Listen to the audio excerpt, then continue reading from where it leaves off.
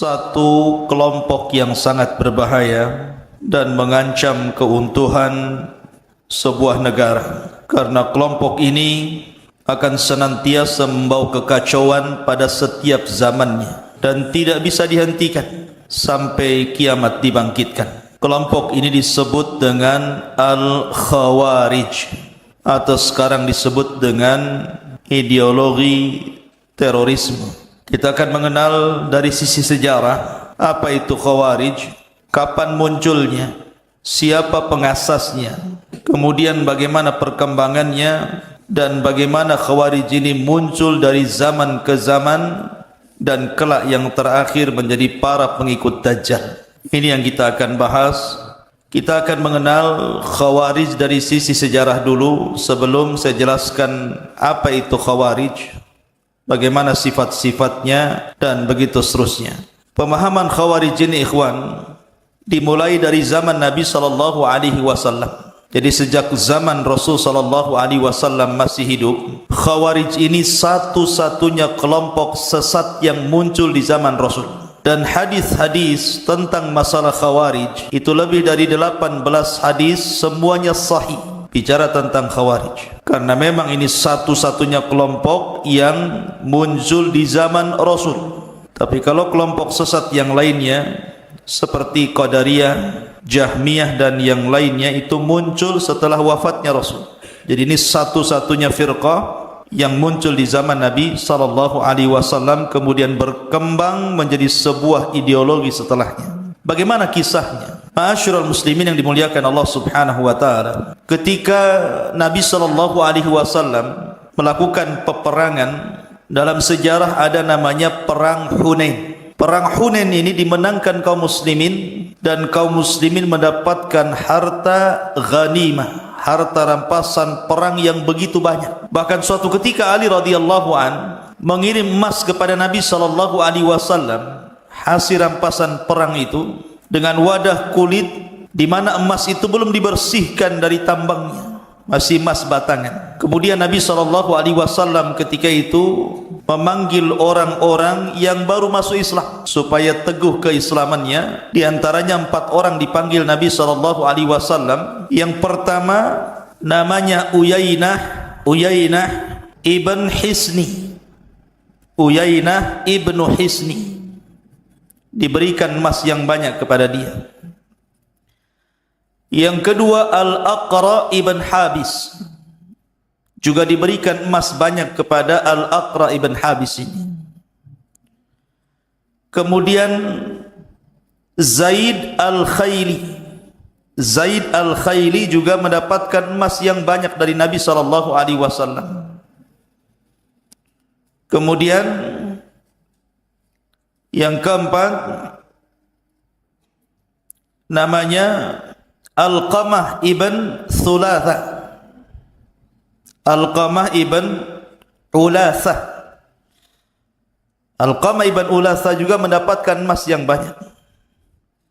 Ini permulaan Nabi SAW membagi-bagikan ghanimah kepada orang-orang yang baru masuk Islam, khususnya dari kalangan muhajirin, orang-orang Mekah. Tiba-tiba kemudian datang seorang laki-laki namanya Dzul Khuwaisirah. Seorang laki-laki namanya Dzul Khuwaisirah. Dzul Khuwaisirah ini, ikhwatu fiddin yang dimuliakan Allah Subhanahu wa taala, adalah cikal bakal Khawarij. Jadi tokohnya dimulai daripada nama Dzul Khuwaisirah. Dzul Khuwaisirah ini namanya Khurqus ibn Zuhair At-Tamimi.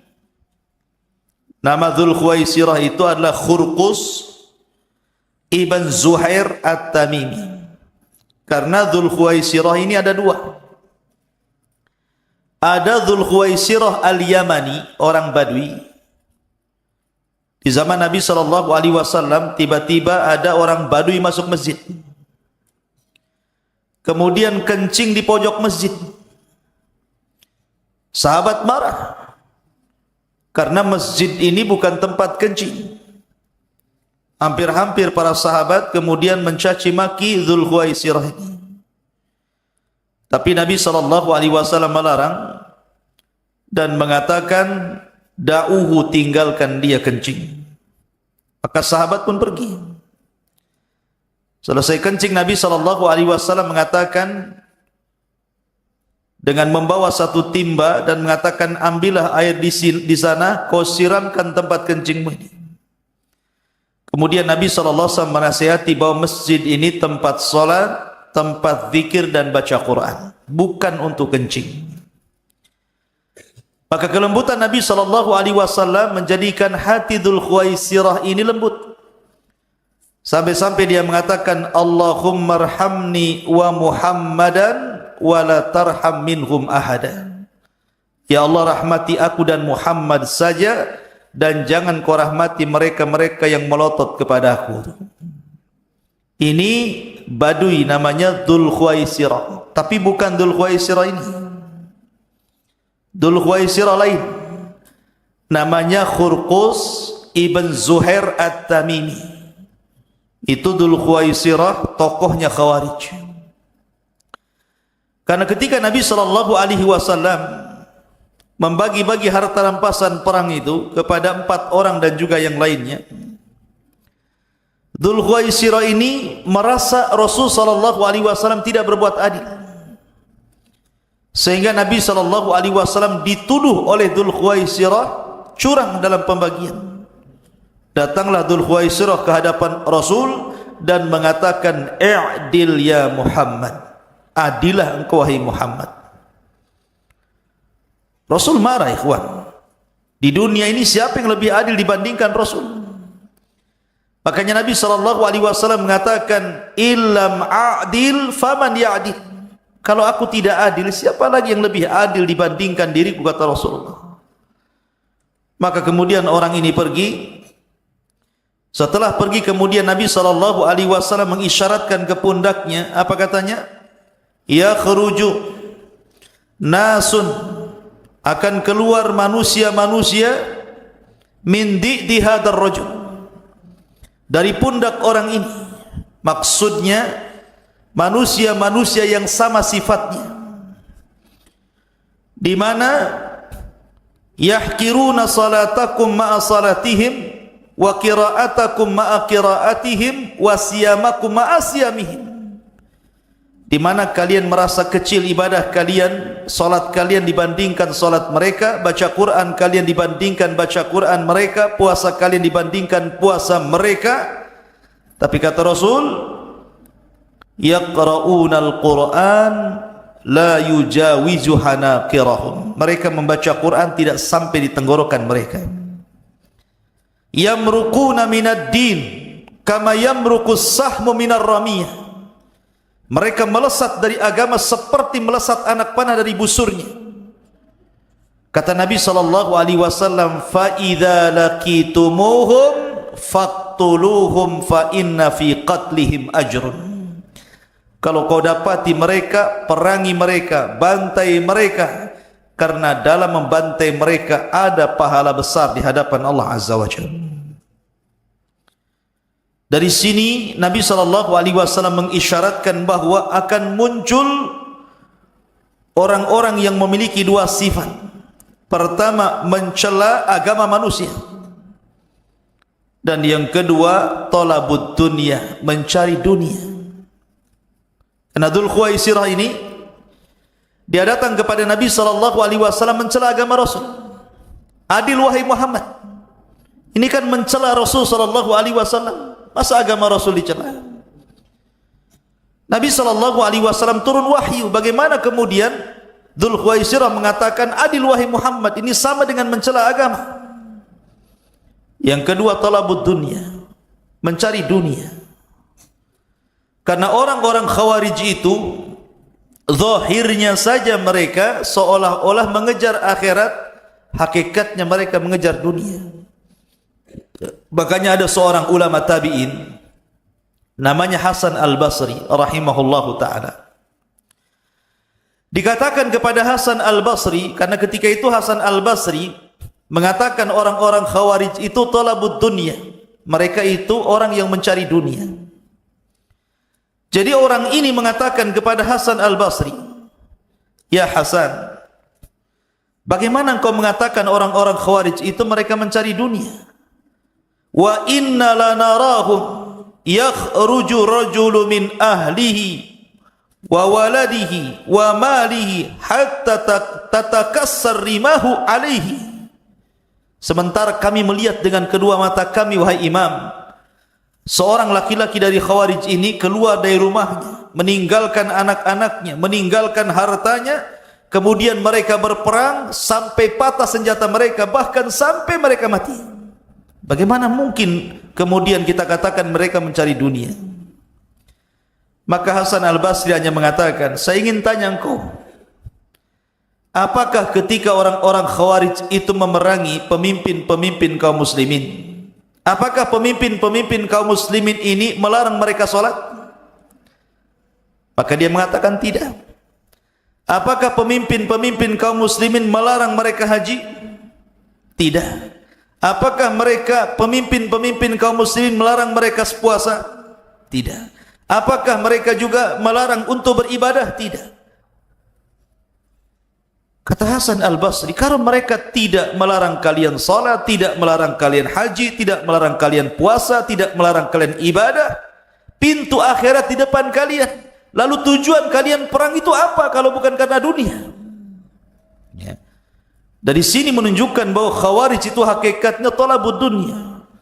Mereka hanya ngomong saja, ingin masuk sorga, ingin lekas dikawinkan dengan bidadari sorga. Kata siapa? Omong kosong itu. Ya. Ma'asyiral muslimin yang dimuliakan Allah Subhanahu wa taala. Jadi zaman Nabi SAW muncul seorang laki-laki namanya Dzul Khuwaisirah, namanya Khurqus ibn Zuhair At-Tamimi. Inilah tokoh pertama Khawarij yang muncul sepanjang sejarah di zaman Rasul. Kemudian yang kedua, sabda Nabi SAW menjadi sebuah kenyataan di zaman pemerintah Utsman ibn Affan radhiyallahu anhu. Jadi akan muncul, kata Nabi SAW, laki-laki seperti orang ini, atau manusia-manusia yang muncul seperti orang ini, yang disebut dengan Khawarij itu, kemudian muncul di zaman Utsman ibn Affan radhiyallahu anhu. Dan tokohnya ketika itu adalah seorang Yahudi yang pura-pura masuk Islam, namanya Abdullah ibnu Sabah. Catat itu, Abdullah ibnu Sabah Al-Yahudi Al-Yamani Al-Himyari, seorang Yahudi yang pura-pura masuk Islam di zaman Utsman ibn Affan radhiyallahu anhu. Dialah yang kemudian berusaha untuk mengompori kaum muslimin, melakukan pemberontakan kepada Utsman yang berujung dengan terbunuhnya Utsman secara sadis. Bagaimana kisahnya? Ma'asyiral muslimin yang dimuliakan Allah Subhanahu wa taala. Ketika Abdullah ibn Sabah ini berusaha mempengaruhi orang-orang Mekah dan Madinah dan di sekitarnya, atau orang-orang Hijaz, tidak bisa. Karena orang-orang Hijaz itu paham siapa Utsman, bagaimana keutamaan Utsman di hadapan Rasul, satu di antara 10 sahabat yang dijanjikan masuk surga. Sehingga akhirnya Abdullah ibn Sabah ini mencari korban anak-anak muda yang bukan sahabat. Pergi ke mana? Pergi ke Mesir. Setelah pergi ke Mesir, pergi ke Kufah. Setelah pergi ke Kufah, pergi ke Irak. Maka dia membuat fitnah di sana tentang Utsman ibn Affan radhiyallahu anhu. Mereka membuat fitnah tentang Utsman dan berhasil. Anak-anak muda Mesir bangkit, anak-anak muda Kufah bangkit, anak-anak muda Irak bangkit, dipimpin oleh Abdullah ibn Sabah, kemudian membuat pemberontakan. Maka dijadwalkanlah orang-orang ini untuk berangkat menuju Mekah Karena ketika itu ibu kota kaum muslimin ada di Madinah. Jadi menuju Madinah di musim haji. Kenapa mereka memilih musim haji? Karena tentara kaum muslimin di Madinah sedang haji ke Mekah, sehingga ibu kota kosong. Maka berangkatlah anak-anak muda ini yang ribuan jumlahnya ini dari berbagai macam daerah kaum muslimin bergerak menuju Madinah. Kemudian mereka mulai membuat riak-riak kekacauan di kota Madinah. Mereka membawa Al-Quran dikalungkan di leher mereka. Ketika sampai di kota Madinah, mereka ditanya, apa tujuan kalian ke kota Madinah? Dengan bangganya mereka memegang mushaf yang ada di leher mereka dan mengatakan, inna hadza, sesungguhnya Al-Quran, sesungguhnya ini Al-Quran, amara bihadza an nadriba bihadza kullaman lam yu'min bihadza. Lihat bahasanya. Sesungguhnya Al-Quran ini memerintahkan untuk membunuh orang ini, maksudnya Utsman ibn Affan, karena Utsman sudah tidak beriman dengan Al-Quran. Inna hadza amara an nadriba bihadza kullaman yu'minu bihadza. Ini bahasa mereka. Akhirnya kemudian tokoh-tokoh yang ada di Madinah, Ali radhiyallahu anhu ada di situ. Kemudian Ali radhiyallahu anhu mulai mengundang para demonstran ini, orang-orang yang memberontak ini, berdialog kepada mereka. Tujuan kalian itu apa sebenarnya?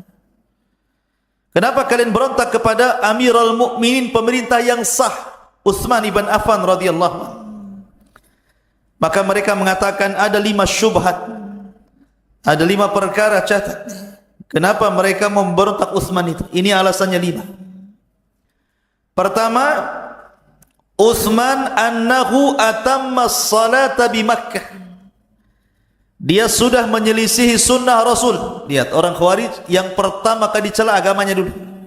Sebagaimana Dzul Khuwaisirah mencela Rasul agamanya dulu. Sesungguhnya Utsman itu ketika di Mekah, kan dia seorang musafir. Harusnya dia mengqashar salat, malah menyempurnakan salat. Dicela agamanya. Kemudian yang kedua, annahu hammahima.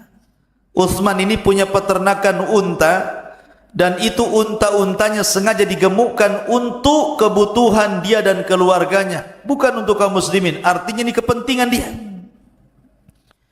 Yang ketiga, kharaqal mushaf. Utsman sudah membakar mushaf, masa Quran dibakar? Kemudian yang keempat, walla qarabatahu. Utsman sudah menjadikan kerabat-kerabatnya menjadi para pemimpin daerah, dan ini namanya nepotisme. Kemudian yang kelima, walla sigar wa tarakal kibar. Utsman lebih memilih sahabat-sahabat junior dibandingkan sahabat-sahabat senior. Kata Ali radhiyallahu an, hanya itu saja? Ya, itu. Baik, saya akan jawab. Kata Ali radhiyallahu an, dia mengatakan, adapun Utsman menyempurnakan solat di Mekah karena memang Utsman punya istri di situ,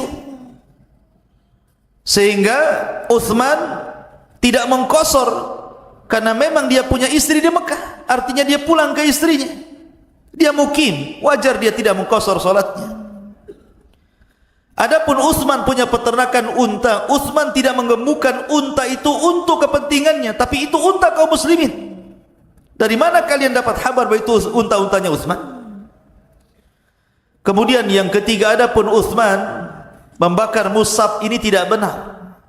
Utsman itu hanya mengumpulkan bacaan-bacaan yang syadzah, qiraatus syadzah, bacaan-bacaan yang diperselisihkan, sehingga Utsman tidak mau ada perselisihan setelahnya, maka bacaan-bacaan yang tertulis dalam mushaf itu dibakar. Dan Utsman hanya menetapkan bacaan yang terakhir yang diajarkan Nabi SAW dan disepakati oleh kaum muslimin. Itu yang ditetapkan sehingga menjadi mushaf Utsmani yang antum baca hari ini. Adapun kemudian Utsman memilih pemimpin-pemimpin di daerah dari kerabat-kerabatnya. Saya tanya kepada kalian, apakah Utsman memilih kerabat-kerabat yang zalim? Apakah Utsman memilih kerabat-kerabat yang zalim? Tidak ada. Semua kerabat-kerabat Utsman seperti Muawiyah bin Abi Sufyan yang ada di Syam atau yang lainnya, mereka orang-orang pilihan, mereka orang-orang adil. Bahkan Nabi SAW pun beliau mengkhususkan orang-orang Quraisy untuk menjadi pemimpinnya dan tidak diperkenankan orang di luar Quraisy. Apa masalah? Dan yang terakhir, Utsman ketika memilih orang-orang junior dan tidak memilih orang-orang senior, Rasul pun pernah melakukannya. Rasul SAW pernah mengangkat Usama ibn Zaid. Usama ibn Zaid yang ketika itu usianya 18 tahun memimpin pasukan, sementara pasukannya ada Abu Bakar, Umar, Utsman, Ali dan sahabat yang lainnya. Sementara Usama bin Zaid masih muda. Ya. Kemudian juga Ayyas ibn Usaid, juga oleh Nabi SAW ketika usia 20 tahun disuruh memimpin. Artinya Nabi juga mengambil yang kecil padahal ada yang besar. Maka dari sini kemudian para Khawarij itu, anak-anak muda yang memberontak itu, akhirnya mereka pun sadar dan hendak kembali ke Mesir, ke Kufah dan Irak. Masalahnya ketika mereka pulang, rupanya orang-orang Khawarij ini yang dikepalai Abdullah ibn Sabah ini membuat surat kaleng. Cerdasnya Abdullah ibn Sabah itu dibuat surat kaleng. Surat kaleng ini diatasnamakan Utsman ibn Affan radhiyallahu anhu. Kemudian pura-pura yang membawa surat ini lewat di pasukan anak-anak muda yang sudah hendak pulang ke Mesir, ke Kufah dan Irak. Ditangkap anak muda ini, rupanya ngaku bawa surat dari Utsman yang isinya agar para gubernur yang ada di Mesir, yang ada di Kufah, yang ada di Irak, sesampainya anak-anak muda yang memberontak ini ke tempat-tempat mereka, bunuh mereka. Sementara mereka berada di tengah perjalanan. Kata anak-anak muda ini, kalau kita pulang dibunuh, mati, bagus kita balik lagi ke Madinah. Akhirnya mereka balik lagi ke Madinah. Sampai di Madinah, Utsman mengatakan, bukankah sudah selesai urusan kalian dengan diriku? Apalagi? Tiba-tiba mereka mengatakan, tidak ada surat yang kami dapati dari dirimu, bahwa engkau menulis seperti ini, bahkan ada tambahan lagi, engkau juga mengirim surat ke Syam kepada Muawiyah agar mendatangkan pasukan besar kemudian membantai kami. Dari sini kemudian marahlah anak-anak muda ini. Dari sini akhirnya terjadi pengepungan rumah Utsman selama 40 hari. Utsman tidak bisa keluar. Sahabat tidak ada sedang haji. Orang-orang di Madinah ketakutan luar biasa karena ini jumlahnya bukan jumlah sedikit, ribuan. Maka selama 40 hari Utsman tidak bisa keluar. Jangan lagi ke pasar, ke Masjid Nabawi yang ia luaskan masjid itu, tidak bisa keluar. Betul-betul diboikot Utsman itu. Tidak ada makanan minuman yang masuk. Ma'asyiral muslimin yang dimuliakan Allah Subhanahu wa taala, sampai pada waktunya ketika kemudian Utsman ibn Affan radhiyallahu anhu ketika itu sudah dikepung, rupanya datang tokoh-tokoh mereka yang kemudian menjadi para pembunuh Utsman belakangan, dan itu yang dikenal 3 orang. Pertama, Kinanah ibn Bishr. Kinanah ibn Bishr. Yang kedua, Sudan ibn Imran. Sudan ibn Imran. Dan yang ketiga, Amr ibn Hamik. Amr ibn Hamik. Kinanah ibn Bishr, Sudan ibn Imran, dan Amr ibn Hamik. Ma'asyiral muslimin yang dimuliakan Allah Azza wa Jalla, di hari ketika Utsman ibn Affan radhiyallahu an dikepung oleh pasukan Khawarij ini, ikhwan. Ketika itu Utsman ibn Affan radhiyallahu an berusaha berceramah kepada mereka. Kata Utsman ibn Affan radhiyallahu an, afikum Ali, afikum Talha, afikum Sa'd bin Abi Waqqas, afikum Zubair ibn As. Bukankah di hadapan kalian ada Ali, ada Talha, ada Sa'd ibn Abi Waqqas, ada Zubair ibn Awam? Maka mereka mengatakan ya. Ya, betul. Kata Utsman, katakan kepada mereka, kepada Ali, kepada Talha, kepada Sa'd bin Abi Waqqas, kepada Zubair ibn atau Zubair bin Awam, pasti mereka tahu Nabi SAW pernah bersabda tentang diriku, man ishtara bi'ra rumah falahul jannah. Barang siapa yang membeli sumur rumah, maka bagi dia surga. Kata Utsman, ana ashtaraituha, aku yang membeli sumur itu. Dan Nabi SAW mengatakan, man jahaja jaisyal usra falahul jannah. Barang siapa yang menyiapkan tentara kesulitan dalam Tabuk, maka dia dapat surga. Kata Utsman, aku yang mempersiapkan perbekalan pasukan itu. Seolah-olah Utsman ingin mengatakan, aku sudah mendapatkan rekomendasi dari Nabi SAW bahwa aku termasuk penduduk surga. Apa kalian tidak percaya gitu maksudnya? Masih juga kalian akan membunuhku. Ikhwan, ketika itu banyak para sahabat Nabi SAW menawarkan untuk membela Utsman. Salah satunya Hasan, Husain, kemudian Abu Hurairah radhiyallahu an, kemudian Abdullah ibn Umar, Abdullah ibn Abbas, dan sahabat yang lainnya datang kepada Utsman menawarkan dirinya. Tapi Utsman mengatakan, pergi kalian, jangan ikut campur dengan urusanku di sini. Kenapa? Karena Utsman bermimpi masalahnya. Dalam mimpinya dia berjumpa dengan Nabi SAW. Kemudian Nabi SAW berwasiat, karena ketika itu Utsman kan sedang berpuasa, dan Nabi mengajak berbuka sore itu. Artinya bahwa kalau Utsman hari itu meninggal, maka dia akan menemui Nabi SAW. Maka Utsman tidak mau hari itu kemudian ditolong siapapun, disuruh pergi orang-orang itu ya. Makanya ketika kemudian yang paling celaka di antara mereka adalah Kinanah ibn Bishr ini membakar pintu Utsman, pintu rumah Utsman dibakar itu. Maka anak-anak muda masuk ke dalam, anak-anak muda itu masuk ke dalam. Maka Kinanah ibn Bishr ini mencekik Utsman dari belakang. Kemudian datang Sudan ibn Imran menusuk pedang dari dada sampai tembus ke punggung. Bayangkan, Utsman sedang berpuasa dan sedang membaca Quran, sedang membaca Al-Quran.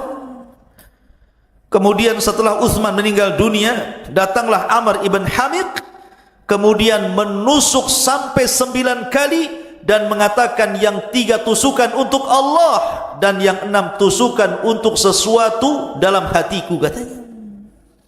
Lihat, Utsman dibunuh dengan cara sadis. Utsman ketika meninggal hanya membacakan ayat fasayakfikahumullahu wa huwas samiul basir. Cukuplah Allah yang akan membalas mereka, dan Allah zat yang maha mendengar lagi maha melihat. Utsman dibunuh dengan cara dikeroyok dengan cara sadis, ditusuk berkali-kali, sampai akhirnya Utsman pun harus meninggal. Lah istrinya Nailah ini, istrinya Nailah, ketika kemudian mereka menusuk Utsman ini, istrinya kan tidak tega melihat suami, ditariknya baju suaminya, maksudnya dihalang-halangi. Lah ketika tangannya masuk ke dalam baju Utsman, ditebasnya tangan istrinya sehingga jari-jarinya terputus, masuk ke dalam pakaian Utsman ibn Affan radhiyallahu anhu. Menjeritlah Nailah, darah di mana-mana. Tetapi mereka memang orang-orang yang biadab, ikhwan. Orang Khawarij ini orang biadab. Mereka tidak punya rasa rahmat dalam hati mereka. Tidak ada kasih sayang sama sekali dalam hati mereka. Melihat darah, melihat Amirul Mukminin dibunuh sedemikian rupa pun, mereka hanya mengatakan kepada Utsman, inna ata'na sadatana wa kubara'ana fa'adalluna sabila. Kami taat kepada pembesar-pembesar kami, tapi justru mereka yang menyesatkan kami, katanya. Kurang ajar ucapan itu. Ma'asyiral muslimin yang dimuliakan Allah Azza wa Jalla, kabar terbunuhnya Utsman ini akhirnya sampai ke mana-mana. Sampai ke Mekah kedengar Aisyah radhiyallahu anha. Sampai ke Syam terdengar oleh Muawiyah bin Abi Sufyan yang masih merupakan kerabatnya. Sampai di telinga para sahabat, geram semuanya, ikhwan. Bagaimana tidak? Ini bukan persoalan kecil, persoalan darah masalahnya. Ya. Ma'asyiral muslimin yang dimuliakan Allah Azza wa Jalla, akhirnya Muawiyah berjanji untuk menghabisi orang-orang Khawarij ambakrati abi, sampai ke akar-akarnya. Karena tentara ketika itu semua berporos di Syam. Tentara kaum muslimin yang paling kuat itu sudah di Syam. Sudah jumlahnya banyak, tentaranya kuat-kuat, dipimpin oleh Muawiyah bin Abi Sufyan. Bergerak mereka ke Madinah, mencari siapa dalang pembunuh Utsman. Sementara orang-orang Khawarij mereka memainkan politiknya. Setelah terbunuhnya Utsman ibn Affan radhiyallahu an, mereka kerasak-kerusuk gitu kan, untuk mencari pengganti siapa yang layak menjadi khalifah setelahnya. Akhirnya kemudian mereka pun mengikuti orang-orang yang mendukung Ali, pura-pura dukung Ali. Maka Ali kemudian sah menjadi Amirul Mukminin sebagai pengganti daripada Utsman ibn Affan. Masalahnya pihak Muawiyah tidak mau baiat. Karena Muawiyah ini sama-sama dari Bani Umayyah dengan Utsman ibn Affan.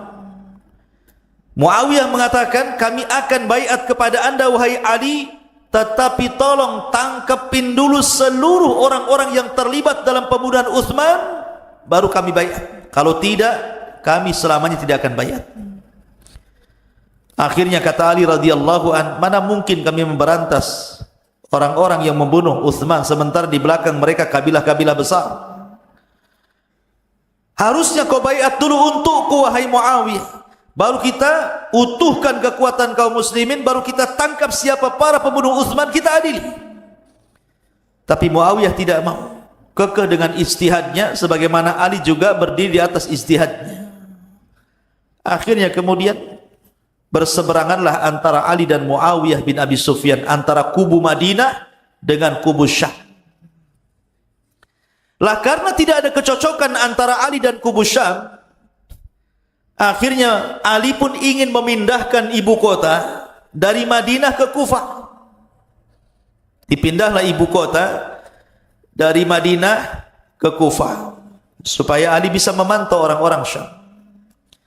Setelah pindah kemudian ibu kota dari kota Madinah ke Kufah, siapa yang nyangka takdir Allah Subhanahu wa taala, rupanya terjadi perang antara pasukan Ali radhiyallahu an dan pasukan Muawiyah ibn Abi Sufyan, yang dikenal perang itu sebagai perang Siffin.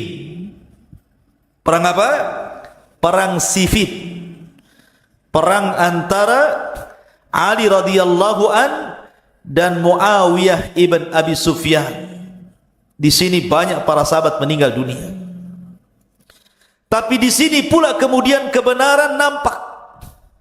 Artinya bahwa Ali radhiyallahu an di atas kebenaran dan yang salah Muawiyah. Dari mana tahunya? Dari terbunuhnya Ammar ibn Yasir. Ada sahabat namanya Ammar ibn Yasir yang orang tuanya dibunuh Abu Jahal secara sadis. Yasir dan Sumayyah. Kemudian Ammar ini ketika hijrah dari Mekah ke Madinah membuat Masjid Nabawi. Ammar ini kan kuat orangnya. Kalau kerja bakti itu bawa banyak batu kemudian diangkat untuk membuat Masjid Nabawi. Karena takjubnya Nabi SAW memuji Ammar. Tapi kata Nabi SAW di ujung hadis mengatakan, ya Ammar sataqtuluka fi'atun baghiyah. Wahai Ammar, engkau akan dibunuh oleh para pemberontak. Rupanya ketika pecah perang itu antara kubu Ali dan Muawiyah bin Abi Sufyan, rupanya Ammar meninggal dunia dan Ammar berada di posisi Ali radhiyallahu anhu. Jadi sabda Nabi SAW yang mengatakan, wahai Ammar, engkau akan dibunuh oleh para pemberontak, maksudnya fi'atun baghiyah. Fi'ah yang memberontak adalah pihaknya Muawiyah karena tidak baiat kepada Ali. Ya. Makanya Ali radhiyallahu an ketika ditanya tentang mauqif Muawiyah, kata Ali, hum ikhwanuna baghaw alaina. Mereka masih saudara kita, tapi mereka melampaui batas kepada kita. Bughat, ya. Ma'asyiral muslimin, ikhwatu fiddin dimuliakan Allah azza wa jalla. Akhirnya karena Muawiyah tidak mau, maka Ali radhiyallahu an juga tidak bisa mengalahkan tentara Muawiyah karena sama-sama kuatnya. Akhirnya terjadilah apa yang disebut dengan tahkim. Tahkim itu bahasa kita gencatan senjata. Gencatan senjata. Melakukan perdamaian dengan mengutus sahabat mulia Amr bin As radhiyallahu an dan juga Abu Musa al-Ash'ari radhiyallahu an. Jadi satu kubu mengutus Abu Musa al-Ash'ari, kubu lain mengutus Amr ibn As. Lah Amr bin As dengan Abu Musa al-Ash'ari inilah yang kemudian berdamai, menuangkan bulir-bulir kesepakatan. Ketika kedua orang ini berjumpa, kemudian berdiskusi, kemudian sepakat berdamai, kemudian dibuat bulir-bulir kesepakatan 1, 2, 3 dan seterusnya untuk tidak terjadi peperangan, maka dua pasukan ini akhirnya sama-sama mundur. Pasukan Muawiyah mundur, pasukan Ali pun kembali ke Kufah. Setelah dua orang ini berdamai. Ketika pasukan Ali ini berangkat ke Kufah, ikhwan, rupanya 6.000 pasukan Ali tidak setuju. Kenapa Ali tidak melanjutkan peperangan? Kok gara-gara mengutus utusan berdamai, tiba-tiba selesai perang kita balik ke Kufah, katanya.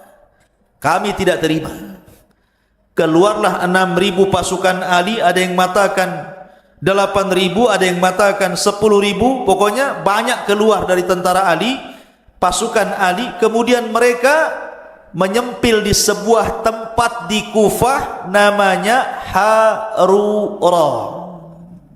Ya. Jadi pasukan yang menyempil dari pasukan Ali ini kemudian keluar sebanyak 6.000 atau 8.000. Kemudian mereka menyempil di sebuah desa yang disebut dalam sejarah namanya Harura, sebuah tempat kecil di Kufah. Mereka tidak setuju dengan Ali radhiyallahu anhu. Ya.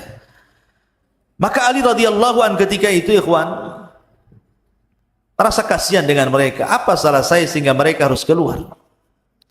Rupanya mereka punya alasan. Ali dah gak benar, katanya. Masa Ali mengutus utusan kemudian berhukum dengan seseorang? La hukma illallah. Tidak ada hukum kecuali hukum Allah. Wa man lam yahkum bima anzalallah fa ulaika humul kafirun. Siapa yang tidak berhukum dengan Allah, hukum Allah, dia kafir. Dari situ mereka memponis Ali radhiyallahu anhu menjadi kafir. Ali kafir karena tidak berhukum dengan hukum Allah dan bersandar kepada hukum manusia. Ma'asyiral muslimin yang dimuliakan Allah azza wa jalla, Ali pada permulaannya membiarkan kelompok yang nyempil itu. Bahkan Ali radhiyallahu an kemudian berusaha untuk mendakwai mereka, tetapi juga tidak ada hasilnya. Sampai suatu ketika Abdullah ibn Abbas radhiyallahu anhu, turjumanul Quran ini, datang kepada Ali di waktu zuhur dan mengatakan, ya Ali, utus aku untuk mendebat orang-orang Khawarij itu. Orang-orang itu biar saya yang debat. Kata Ali, jangan, orang-orang itu bisa membunuh. Kata Abdullah ibn Abbas radhiyallahu anhu, tidak masalah, ana rajulun hayyin, saya ini orangnya nyantai wahai Ali. Kalau aku dakwai mereka terima, alhamdulillah. Tidak terima, ya sudah, saya balik. Kata Ali, ya sudah kalau itu kehendakmu. Maka Abdullah ibn Abbas radhiyallahu anhu pulang pakai baju yang sangat bagus, pakai harum-haruman, disisir rambutnya, ganteng, kemudian keluar dari rumah menuju Harura. Sampai di Harura, Ibnu Abbas mengatakan, assalamualaikum. Tidak dijawab karena menurut mereka Ibnu Abbas itu kafir, masalahnya mendukung Ali.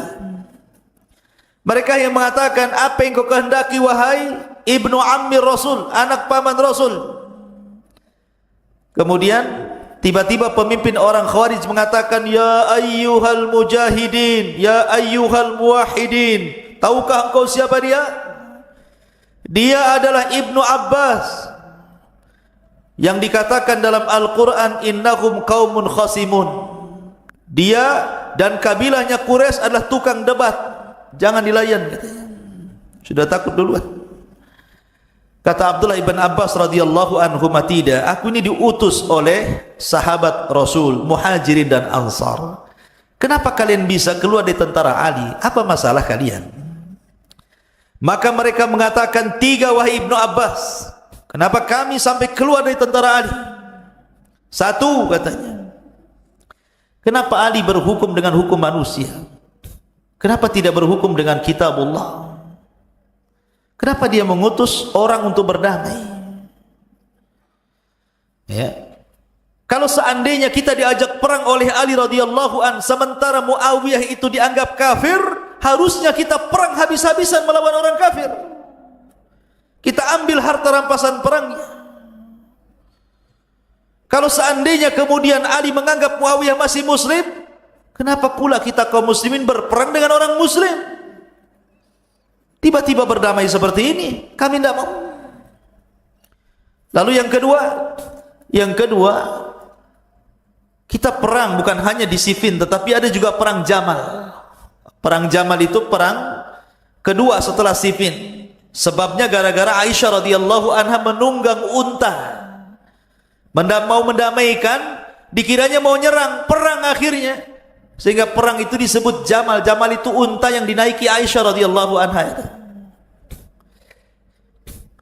Kalau seandainya memang ini melawan orang kafir, harusnya kalau seandainya kita mendapatkan wanita-wanita tawanan mereka, maka mereka pantas jadi budak, hartanya pantas jadi ghanimah. Ini kami dilarang, tidak boleh mengambil hartanya, tidak boleh menawan wanita-wanitanya. Ini perang apa ini? Lalu yang ketiga apa?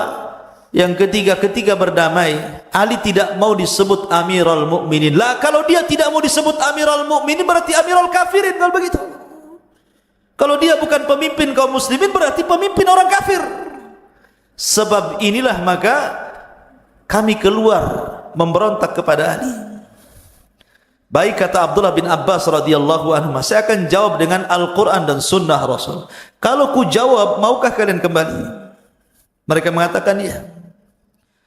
Kata Abdullah ibn Abbas radhiyallahu anhu, yang pertama, kenapa Ali mengutus orang? Saya tanya kalian, lebih ringan mana, urusan darah? Apakah urusan rumah tangga? Ya jelas lebih ringan urusan rumah tangga dibandingkan urusan darah.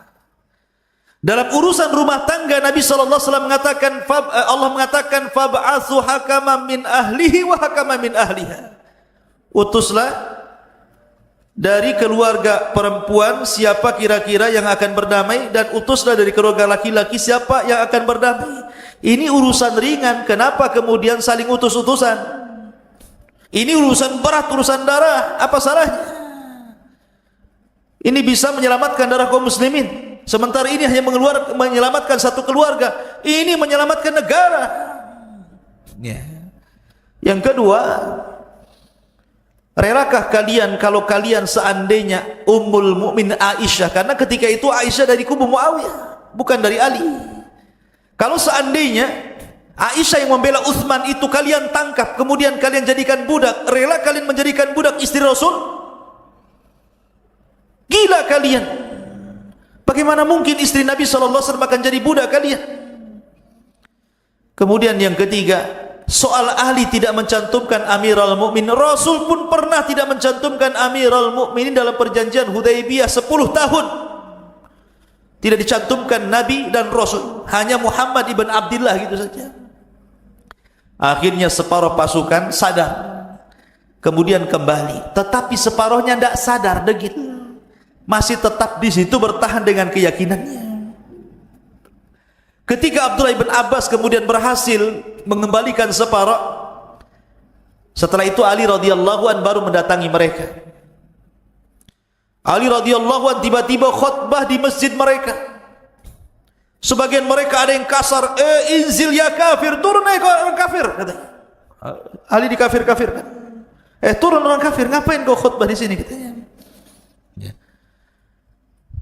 Mereka mengatakan, wa man lam yahkum bima anzalallah fa ulaika humul kafirun la hukma illallah. Ali mengatakan kalimatul haq urida bihal batil. Kalimatnya benar tetapi kalian kehendaki kebatilan.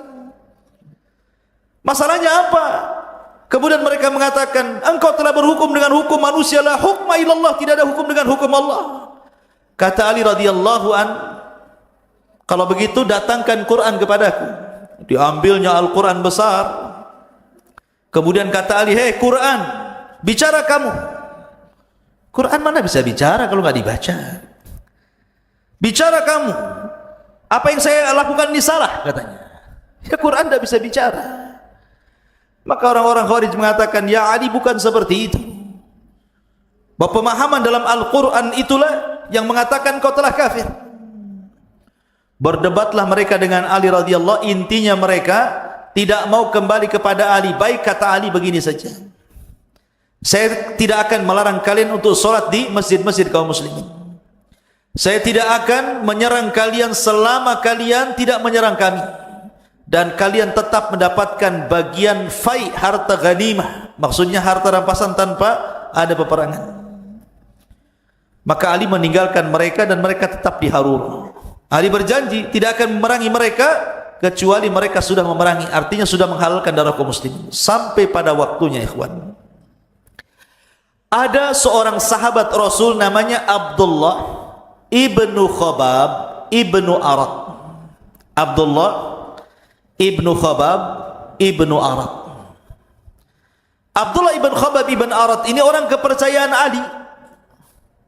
Dia putra daripada Khabbab bin Arat, sahabat Nabi SAW. Dia bawa istrinya, dia bawa budaknya, dia bawa anaknya pulang menuju Kufah. Rupanya lewat di desa Harura tadi, ditangkap sama orang-orang Harura itu. Orang-orang yang nyempil dari pasukan Ali yang tinggal sedikit itu ditangkap. Kemudian dibawa ke tepi sungai. Ke tepi sungai dibawa. Kemudian ditanyai tentang bagaimana sikap engkau terhadap Abu Bakar dan Umar, sikap engkau terhadap Uthman, sikap engkau terhadap Ali. Maka dengan jujur Abdullah ibn Khabbab memuji mereka semuanya. Apa dengan mereka? Abu Bakar, Umar, Uthman, Ali, mereka orang khair, orang baik, bahkan lebih baik dibandingkan kalian. Akhirnya mereka geram. Kemudian mereka hendak membunuh keluarga Khabbab ibn Arat, Abdullah ibn Khabbab ibn Arat, dibawa ke tempat lain. Sepanjang perjalanan ini lewat di kebun kurma. Kebun kurma itu milik orang Nasrani. Ada satu kurma jatuh, diambil. Pas mau dimakan sama kawannya, ittaqillah, kamu belum dapat izin, kenapa kau makan kurma itu? Lemparkan kembali. Akhirnya enggak jadi dimakan, dilempar lagi. Kemudian berangkat lagi, ketemu babi di tengah jalan, hampir ditebas, betul-betul ditebas, kemudian mati babi itu. Kata kawannya, kenapa kau bunuh babi itu? Babi itu milik orang dhimmi, orang kafir dhimmi, kau harus minta maaf, katanya. Akhirnya ketika ketemu orang yang punya babi, minta maaf, saya sudah bunuh babimu, katanya. Akhirnya kemudian terakhir, ketika Abdullah ibn Khabbab bin Arat ini sudah sampai di tempat eksekusi kematian, kata Abdullah ibn Khabbab bin Arat, kalian ini aneh. Kalian pura-pura zuhud melihat kurma jatuh dan itu milik orang Nasrani. Kemudian kalian tidak mau makan, langsung dilempar. Kemudian ketika kalian membunuh babi, kemudian kalian harus minta izin dulu, minta uzur karena sudah membunuh babinya. Sekarang kau akan membunuh aku? Lebih mahal mana darahku dengan darah babi itu? Tapi tetap saja akhirnya Abdullah ibn Khabbab bin Arat pun dibantai orang Khawarij. Sampai jariyahnya yang sedang hamil ditusuk perutnya, dibelek keluar ususnya, dibunuh bayinya sampai mati semua di situ. Lihat dahsyatnya orang-orang Khawarij, tidak ada rahmat sama sekali. Akhirnya kemudian kabar pembunuhan Abdullah ibn Khabbab bin Arat sampai ke telinga Ali, marah Ali. Ali sudah ngomong, aku tidak akan perangi kalian sebelum kalian merangi kami. Ini sudah menghalalkan darah kaum muslimin.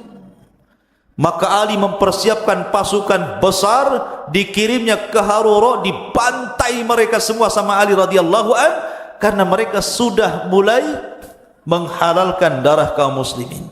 Dari sini ma'asyiral muslimin yang dimuliakan Allah Azza wa Jalla, makanya Khawarij ini asasnya 3 dari semua kisah yang saya ceritakan. Pertama, mereka khuruj, memberontak kepada pemerintah yang sah. Dan khurujnya itu, memberontaknya itu karena ada sebuah pemahaman yang disebut dengan takfir, mengkafir-kafirkan. Dia kafirkan Ali, dia kafirkan orang-orang yang mendukung Ali, dan begitu seterusnya.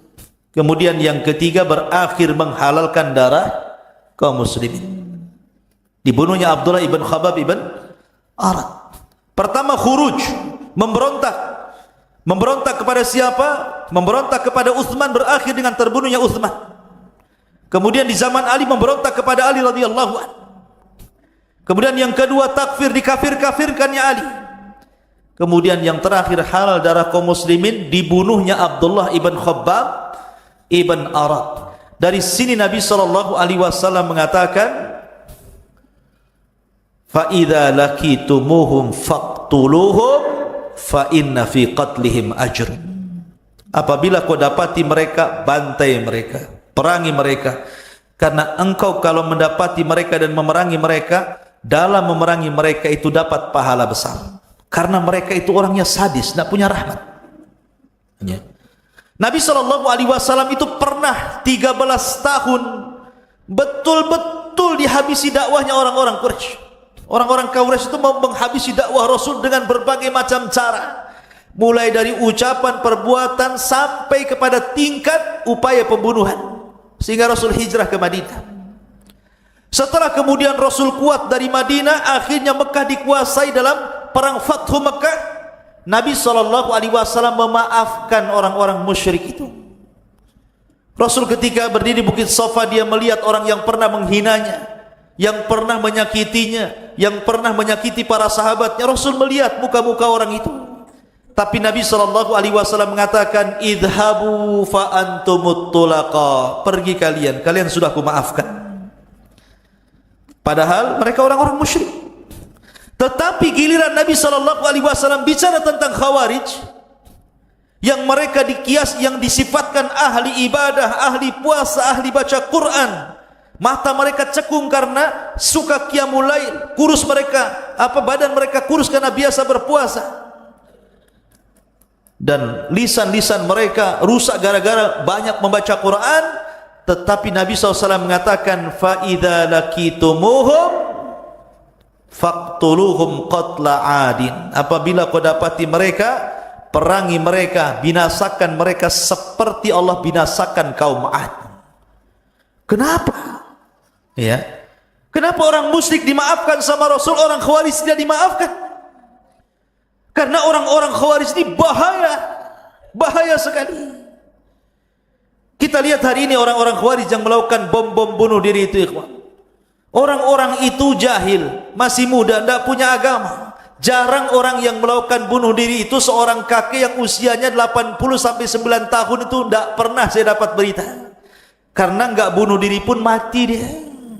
Sudah 80 tahun, dah waktunya mati. Lihat kayak kemarin kejadian bom bunuh diri itu.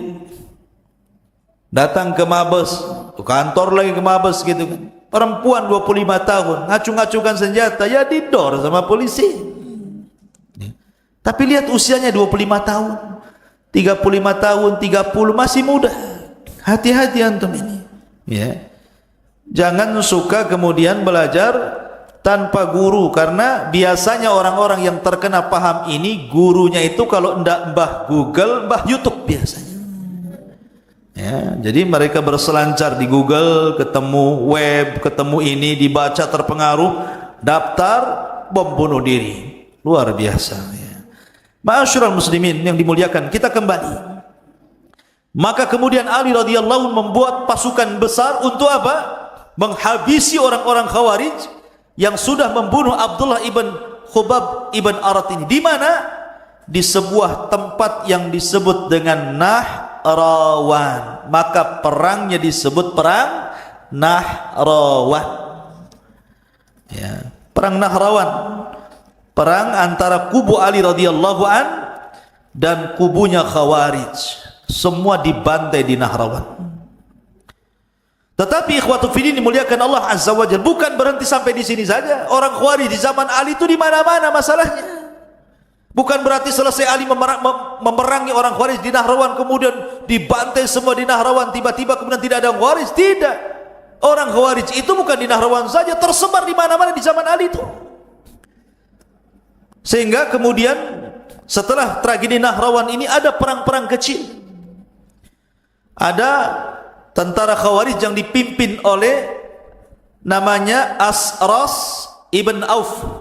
Asras ibn Auf membawa 200 pasukan di daerah Anbar. Maka Ali radhiyallahu an kemudian mengutus Abras radhiyallahu an untuk memerangi Asras ibn Auf ini, dibantai habis. Rupanya ada juga orang Khawarij itu dipimpin oleh Hilal ibn Ulaffah. Hilal ibn Ulaffah membawa 200 pasukan lagi. Maka Ali radhiyallahu an mengutus Ma'qil ibn Qais kemudian membantai mereka.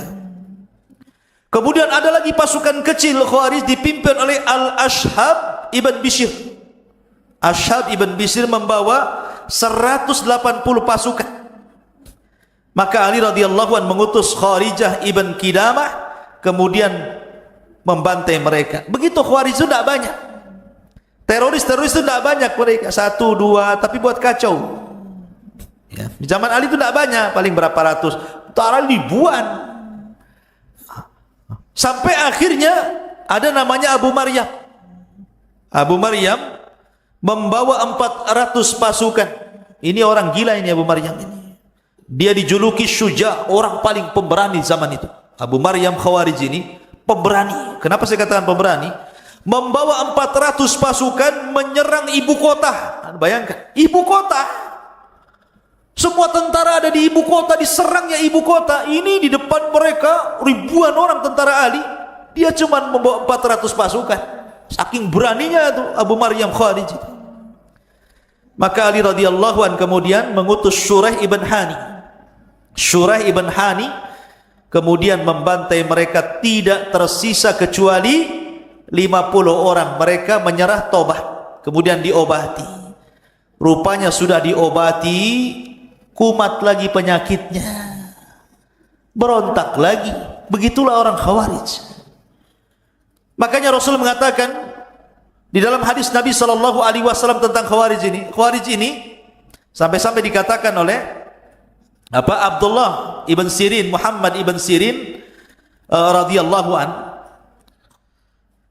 ketika beliau memahami hadis ini, yakhruju nasun min kibalil masyriq yaqra'una al-Qur'ana la yujawizu tarakihim yamrukuna minad din kama yamruqus sahmu minar ramiyah thumma la ya'uduna fihi hatta ya'udas sahmu ila fuqihi.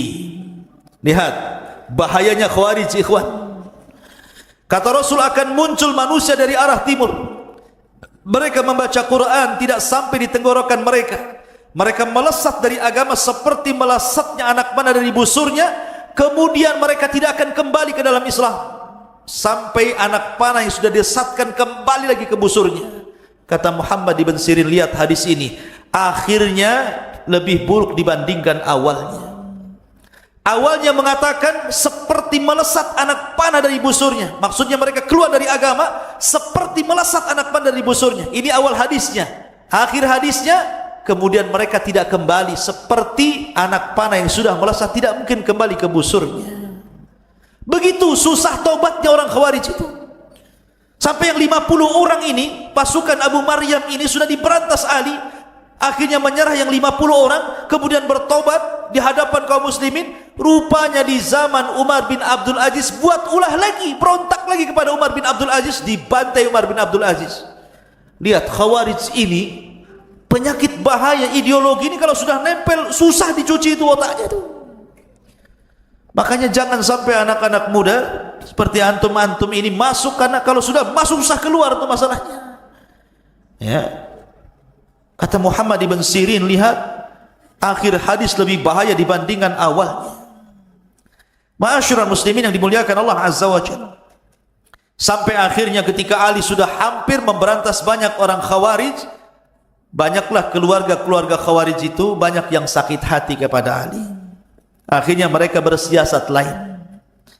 Kalau perang face to face, hadap-hadapan, kayaknya kita tidak mungkin menang. Akhirnya berkumpullah 3 orang di Mekah. Yang pertama Abdurrahman ibn Mulzam. Abdurrahman ibn Mulzam. Yang kedua Amr ibn Bukair. Amr ibn Bukair. Yang ketiga Burak ibn Abdullah At-Tamimi. Burak ibn Abdullah At-Tamimi.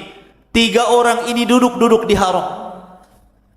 Abdurrahman ibn Mulzam, Amr ibn Bukair dan Burak ibn Abdullah At-Tamimi kumpul di Mekah di haram. Rapat bertiga. Rapatnya untuk membunuh 3 manusia. Abdurrahman ibn Mulzam akhirnya dikirim ke mana? Ke Kufah untuk membunuh Ali. Sesampainya di Kufah, persis ketika mendekati waktu subuh, Ali radhiyallahu an ketika itu hendak melaksanakan sholat subuh. Namanya orang enggak akan perasaan akan dibunuh, tidak mungkin bawa pasukan, bawa pedang, namanya orang mau sholat. Maka dihadang oleh Abdurrahman ibn Mulzam. Abdurrahman ibn Mulzam ini hafidul Quran, jangan salah, dia hafal Quran, bahkan suaranya terbaik ketika membaca Al-Quran. Tapi salah memahami Al-Quran, dibunuhnya Ali radhiyallahu an di tangan dia. Ali radhiyallahu an dibunuh di tangan Abdurrahman ibn Mulzam.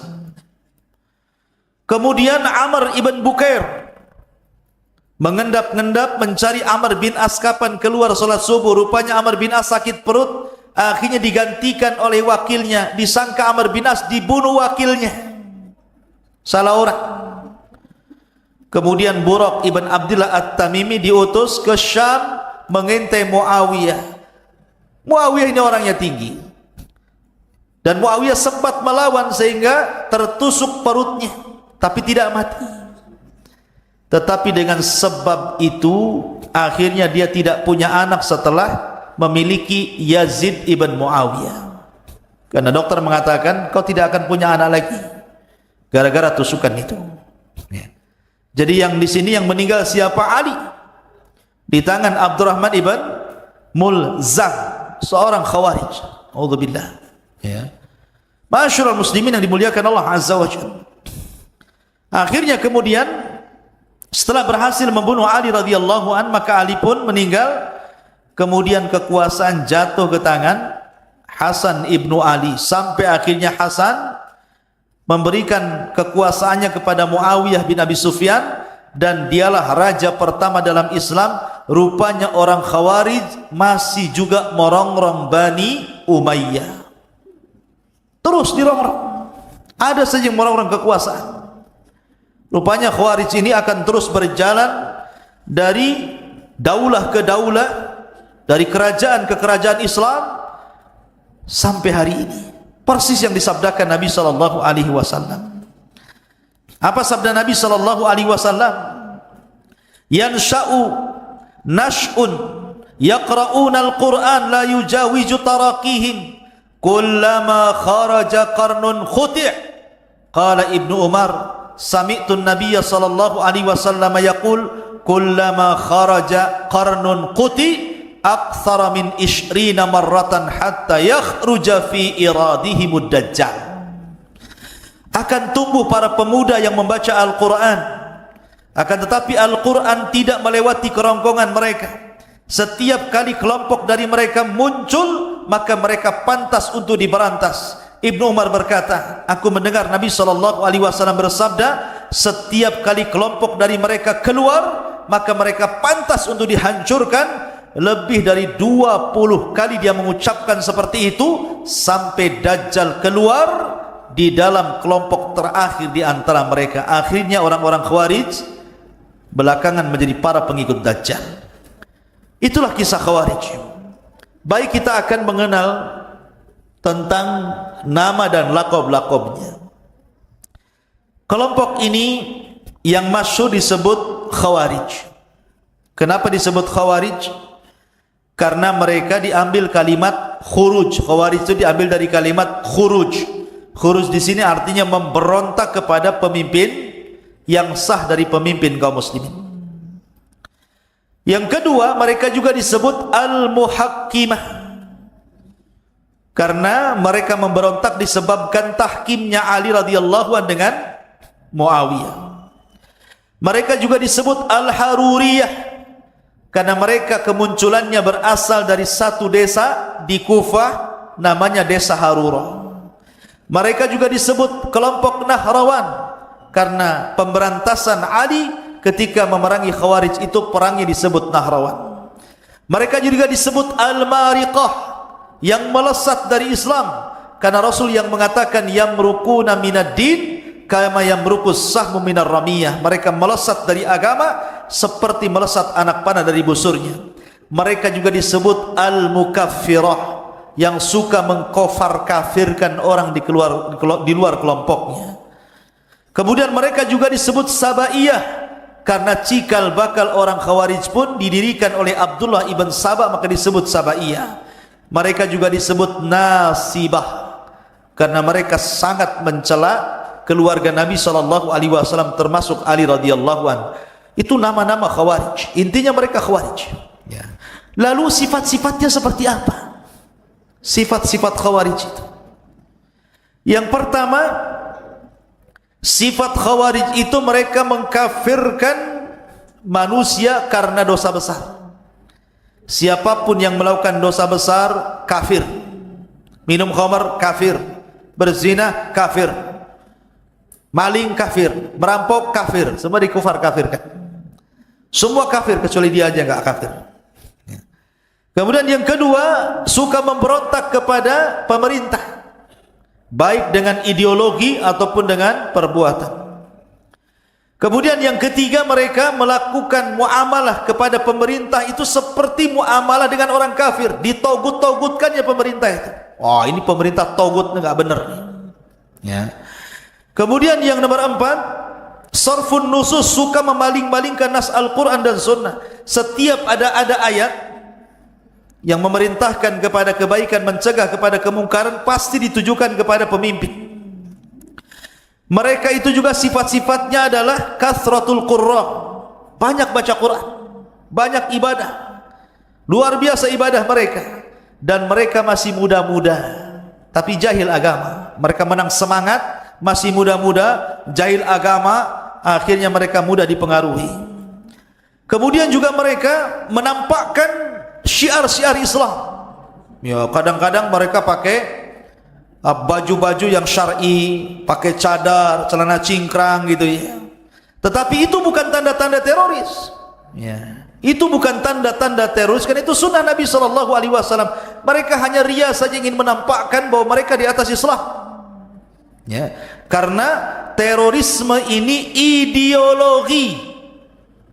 Orang melakukan bom bunuh diri itu bukan karena pakai cadar, bukan karena celananya cingkrang, bukan karena pakai jubah, bukan itu yang mendorong itu orang untuk melakukan bom bunuh diri. Tetapi yang mendorong orang melakukan bom bunuh diri itu karena ideologinya, karena akidahnya, karena keyakinan dan pemikirannya yang sesat yang mendorong dia untuk melakukan bom bunuh diri. Jadi bukan karena pakaian. Nggak ada urusan pakaian dengan bom, nggak ada urusan cingkrang dengan bom, nggak ada urusan janggut dengan bom, nggak ada. Karena bom itu ada urusan dengan ideologi yang sesat. Ma'asyiral muslimin yang dimuliakan Allah Azza wa Jalla. Kemudian di antara ciri-ciri mereka adalah al-khalal.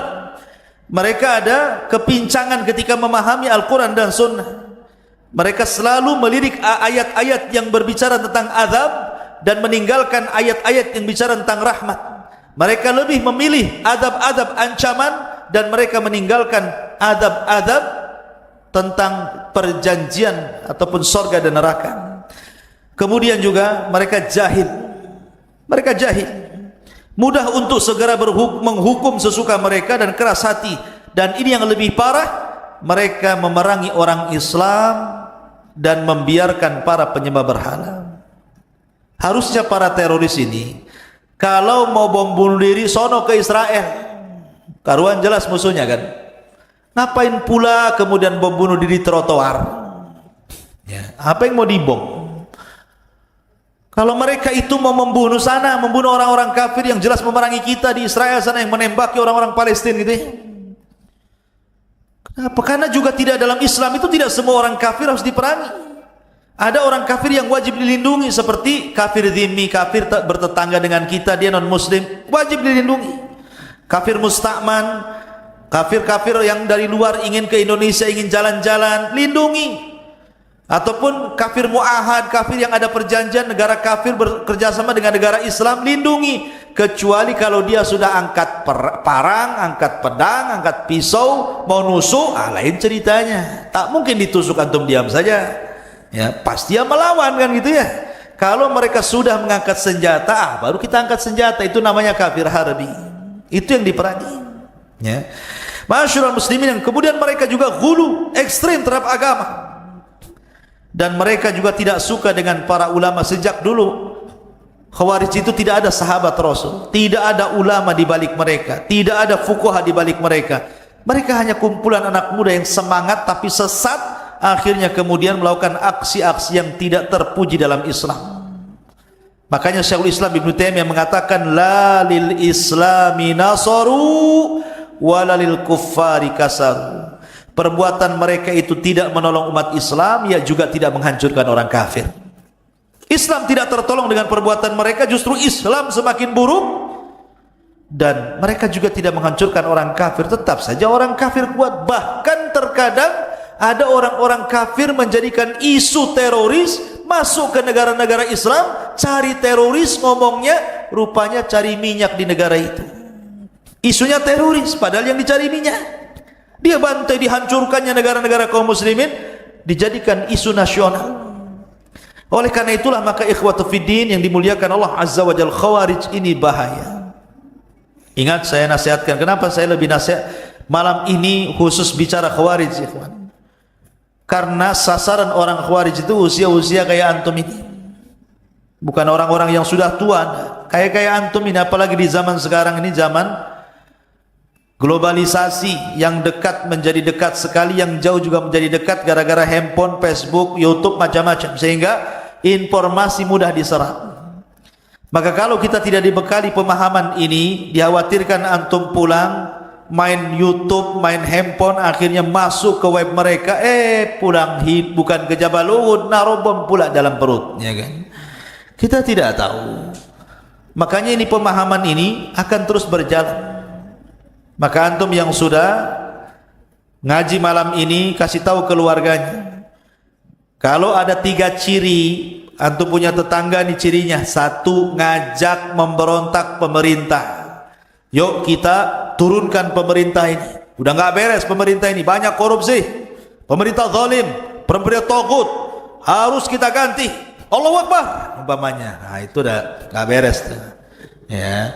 Jangan mau, kalau sudah mau ngajak-ngajak berontak, 1. Yang kedua, kalau sudah mengkafir kafirkan pemerintah. Oh, pemerintah ini zalim, tidak berhukum dengan hukum Allah, berarti pemerintah ini togut, berarti kafir. Maka yang mendukungnya kafir, berarti menteri-menterinya kafir, berarti polisinya juga kafir, tentaranya kafir, TNI-nya kafir, partainya kafir, pendukungnya kafir, semua kafir, dia saja yang enggak kafir. Enak kali, ya kan? Semua kafir, dia tak kafir. Ini kalau sudah kufar kafir, hati-hati. Nah, ini ideologi yang kedua Khawarij. Yang ketiga nih, kalau sudah ngajak bom bunuh diri, diiming-imingi nanti langsung masuk surga. Kata siapa? Yang ada orang yang dicetak orang Khawarij untuk menjadi para pelaku bom bunuh diri itu sebenarnya sedang disiapkan untuk menjadi kilabu ahlin nar, anjing-anjingnya neraka, kata Rasulullah. Karena Khawarij itu anjing-anjingnya neraka. Jadi kalau orang mau untuk dijadikan pengantin bom bunuh diri, hakikatnya anda itu dijadikan anjingnya orang Khawarij untuk dimasukkan ke neraka.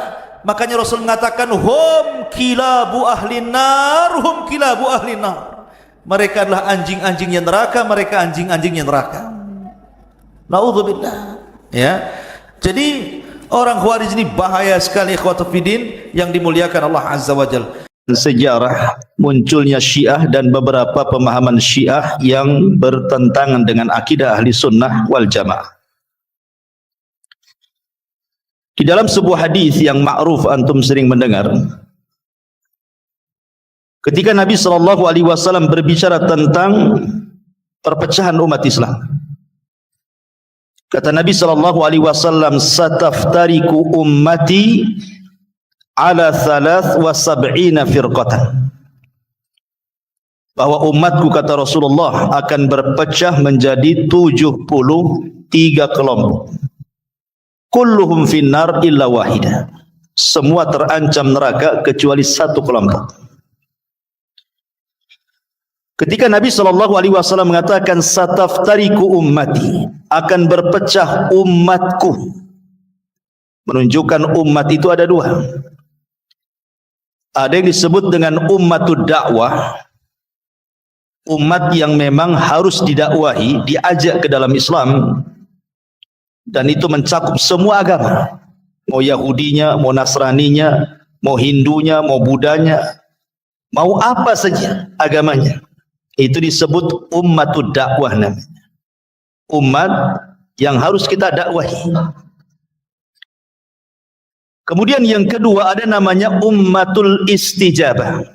Memang umat yang sudah menerima Islam, yang mengucapkan 2 kalimat syahadat. Itu disebut umat istijabah. Lah dalam hadis ini Nabi SAW tidak hendak bercerita tentang ummatud dakwah, tetapi hendak bercerita tentang ummatul istijabah. Karena sebelumnya hadis ini bicara tentang Yahudi, perpecahan Yahudi 71, perpecahan Nasrani 72 gitu ya. Kemudian Rasul bicara tentang umatnya sendiri. Ummatul istijabah akan berpecah menjadi 73 kelompok. Yang satu direct masuk surga, yang 72-nya terancam neraka. Ketika para ulama membicarakan tentang masalah sempalan atau kelompok-kelompok yang keluar dari ahli sunnah, itu sebenarnya akarnya dari 6 kelompok. Jadi kelompok yang ada di zaman itu, yang kemudian berpecah kemana-mana, itu awalnya dari 6 kelompok itu. Pertama ahli sunnah wal jamaah sendiri, yang disebut dengan firqatun najiyah, kelompok yang selamat. Yang kedua al-khawarij, dan sudah saya jelaskan sejarahnya. Kemudian yang ketiga Syiah. Kemudian yang keempat Jahmiyah. Kemudian yang kelima Murji'ah, dan yang keenam Qadariyah. Dari 6 ini kemudian berpecah kemana-mana, sampailah kepada 73 kelompok. Tapi sebagian para ulama mengatakan tidak terbatas kepada 73 saja, tidak. Bisa lebih daripada itu. Tapi inilah akarnya dari sini. Nah, yang ingin saya bahas malam ini adalah kelompok Syiah. Syiah ini sendiri, ikhwan, pecahannya banyak, bukan satu saja Syiah itu, tidak. Bahkan ulama sampai menggolongkan pecahan Syiah itu sampai 70 firqatan, sampai 70. Syiah ini juga berpecah dan berkelompok-kelompok sesama mereka sendiri. Dan perselisihan mereka bukan seperti perselisihan Imam Ahmad dengan Imam Syafi'i, bukan seperti perselisihan Imam Abu Hanifah dengan Imam Malik dalam bab fikih, bukan. Perselisihan mereka ini sampai kepada tingkat aqadiyah, artinya sampai bicara akidah, menyesatkan satu dengan yang lainnya. Itu di tubuh mereka sendiri. Bagaimana kalau seandainya Syiah dilawankan dengan ahli sunnah? Wah, tentu lebih seru lagi kan gitu ya. Nah, di antara kelompok-kelompok Syiah yang paling besar dari pecahan-pecahan itu ada namanya Syiah Ismailiyah, ada Syiah Itsna Asyariyah, ada Syiah Al-Batiniyah, ada Syiah Az-Zaidiyah, ada Syiah An-Nusraniyah, dan Syiah-Syiah yang lainnya banyak. Ini yang paling besar. Ada Syiah-Syiah kecil seperti Hashimiyah, Zurariyah, dan begitu seterusnya. Artinya mereka sendiri pecah. Dengan pecahnya kelompok Syiah ini, kita langsung dapat menilai bahwa Syiah ini bukan kelompok yang selamat, tapi kelompok yang bermasalah. Karena Allah Subhanahu wa taala sendiri yang mengatakan, "Lau kana min indi ghairillahi lawajadu fihi ikhtilafan katsira." Kalau seandainya Al-Quran itu bukan dari sisi Allah, tentu engkau akan dapat di dalamnya banyak perselisihan, percanggahan satu dengan yang lainnya. Tapi karena Quran dari sisi Allah, maka tidak ada kontradiktif. Ketika Syiah kemudian berpecah, berarti memang agamanya bukan dari Allah. Sebab kalau dari Allah, kenapa berpecah? Ahli sunnah tidak ada yang berpecah. Ahli sunnah cuma satu. Ma'asyiral muslimin yang dimuliakan Allah Subhanahu wa taala. Sedikit kita akan gambarkan Syiah ini siapa sebenarnya. Bagaimana munculnya? Kemunculan Syiah itu sebenarnya kurang lebih dengan Khawarij. Pada dasarnya mereka bukan kelompok Aqadiyah, bukan. Bukan kelompok yang memiliki akidah khusus yang bertentangan dengan ahli sunnah, tidak. Itu awal kemunculannya. Murni 100% itu gerakan politik. Jadi pada permulaan kemunculan Syiah itu murni firqatun siyasiyatun, atau dengan bahasa lain gerakan-gerakan politik saja. Mereka tidak suka mendukung pemimpin ini dan suka mendukung pemimpin itu saja. Kemudian karena ketidaksukaannya akhirnya mereka melakukan pemberontakan. Tapi di zaman awal-awal munculnya Syiah tidak ada ini masjid Syiah, masjid Sunnah, nggak ada. Ini markas Syiah, markas Sunnah, negeri Syiah, nggak ada, belum ada di zaman itu. Karena memang gerakan Syiah itu pada awalnya hanya gerakan politik saja. Ma'asyiral muslimin yang dimuliakan Allah Subhanahu wa taala. Ketika Nabi sallallahu alaihi wasallam meninggal dunia, tapi yang tentu yang kalau kita mutlakan kalimat Syiah ya, Syiah kan banyak macamnya ya. Tapi kalau di zaman sekarang, kalau kita katakan istilah Syiah biasanya ngarahnya ke siapa? Ke Syiah Itsna Asyariyah, atau dengan kata lain Syiah Rafidhah yang ada di Iran tuh. Ya. Yang mengimami tentang 12 imam yang diakhiri dengan Muhammad Hasan Al-Ashqari yang konon ketika masih bayi karena takut dibunuh diletakkan di Sirdab Irak, dan kelak akan muncul di akhir zaman sebagai Mahdil Muntadhar. Sehingga orang-orang Syiah hari ini datang ke gua itu, digedor-gedor tuh pintu gua, ukhruj ya Mahdi, ukhruj ya Mahdi, keluar wahai Mahdi, keluar wahai Mahdi. Yang enggak akan keluar, enggak ada. Ya. Ma'asyiral muslimin yang dimuliakan Allah Azza wa Jalla. Jadi setelah wafatnya Nabi sallallahu alaihi wasallam, maka sepakat ketika itu Muhajirin dan Ansar, walaupun ada sedikit polemik ketika wafatnya Rasul, orang-orang Ansar kan berkumpul ingin memilih Sa'd bin Ubadah sebagai pengganti. Tapi datang Abu Bakar Siddiq, Umar dan juga Abu Ubaidah mengatakan bahwa al-imamatu min Quraisy, pemimpin itu harus dari Quraisy. Akhirnya orang-orang Ansar tidak berani lagi mengusung Sa'd bin Ubadah. Justru kompak mereka membaiat Abu Bakar. Resmilah Abu Bakar menjadi khalifah pertama setelah Nabi sallallahu alaihi wasallam. Dan khalifah berkuasa Abu Bakar tidak lama, 2 tahun 6 bulan saja. Kemudian Allah wafatkan. Nah, setelah Abu Bakar meninggal dunia dan sebelum berwasiat kepada Umar untuk menggantikannya, di zaman Abu Bakar belum ada Syiah. Semua ahli sunnah. Kemudian khalifah jatuh ke tangan Umar atas wasiat Abu Bakar. Tidak ada pemilihan umum.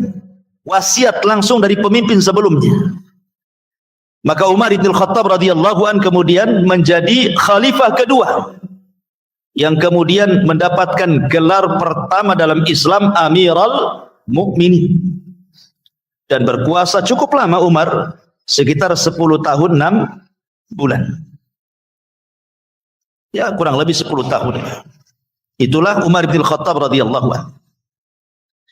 Lah ketika kemudian Umar bin Khattab radhiyallahu an meninggal mati syahid karena ditusuk oleh seorang majusi namanya Abu Lu'lu al-Majusi saat mengimami salat subuh.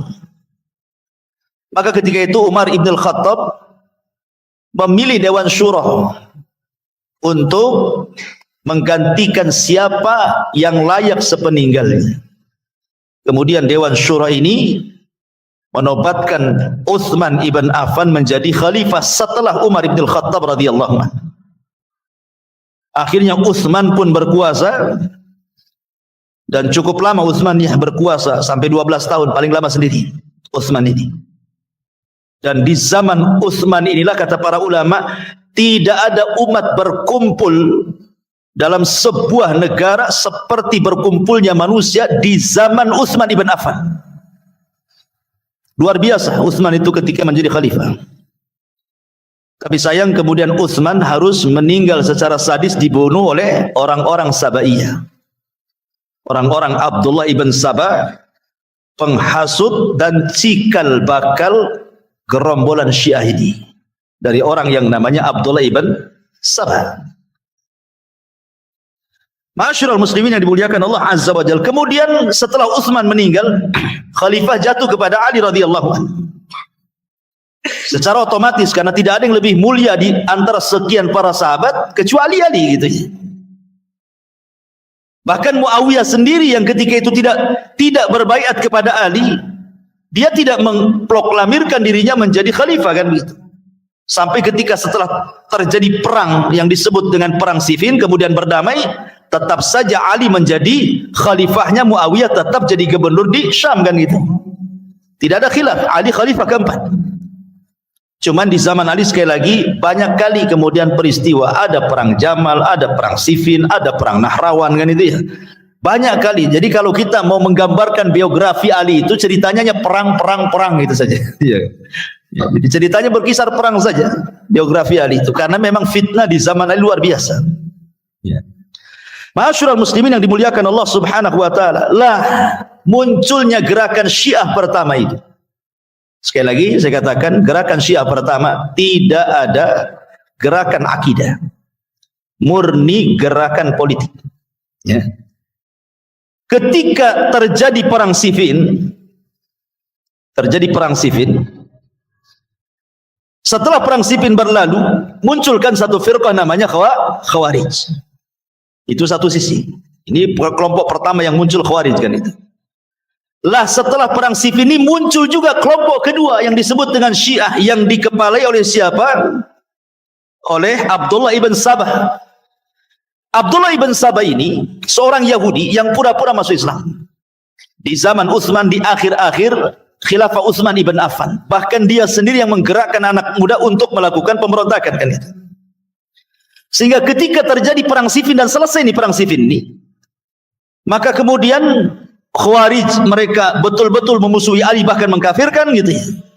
Tapi ada satu sisi ekstrim yang kebalikan daripada Khawarij yang disebut dengan Syiah. Lah dimulai daripada orang yang bernama Abdullah ibn Sabah, seorang Yahudi dari Son'ayam. Lah ketika itu kemudian Abdullah ibn Sabah ini membuat orang-orang berfanatik kepada Ali. Membuat orang-orang fanatik sekali kepada Ali radhiyallahu an, sehingga ada satu gerakan di zaman Ali radhiyallahu, tidak banyak orang-orangnya yang sampai ke taraf menuhankan Ali radhiyallahu an. Sehingga mereka datang betul-betul ke Ali radhiyallahu an mengatakan antal ilah katanya. Engkau Tuhan katanya. Bayangkan langsung dikatakan engkau Tuhan. Tentu Ali radhiyallahu an berusaha untuk mendakwai mereka, tapi mereka terus menerus justru makin fanatik dan mengatakan dirinya Tuhan.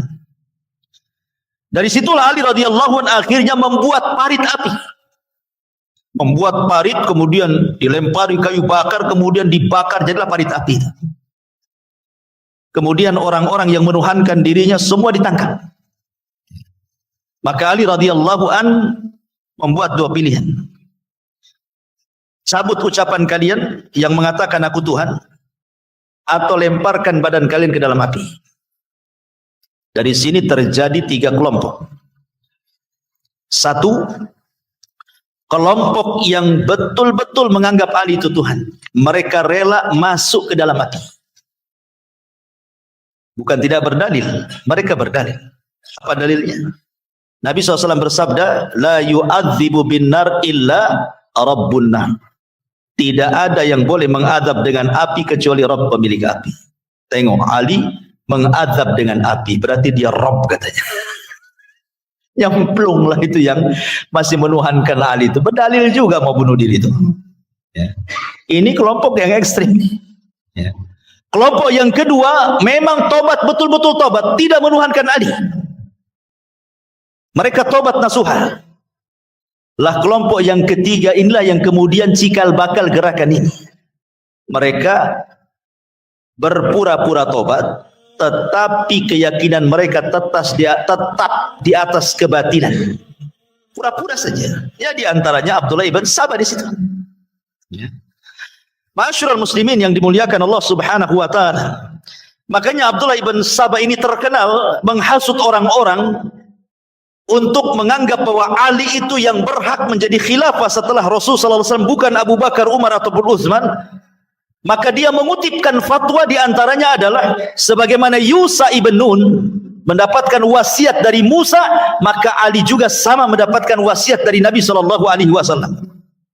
Jadi harusnya dia yang berhak menjadi khalifah. Itu di antara pemikiran Abdullah ibn Sabah. Lah inilah gerakan Syiah yang pertama kali muncul, yang dikepalai siapa? Abdullah ibn Sabah ini, seorang tokoh Yahudi. Tetapi ketika itu kan belum ada gerakan besar, mengelompok, punya masjid sendiri, punya negara sendiri, belum ada.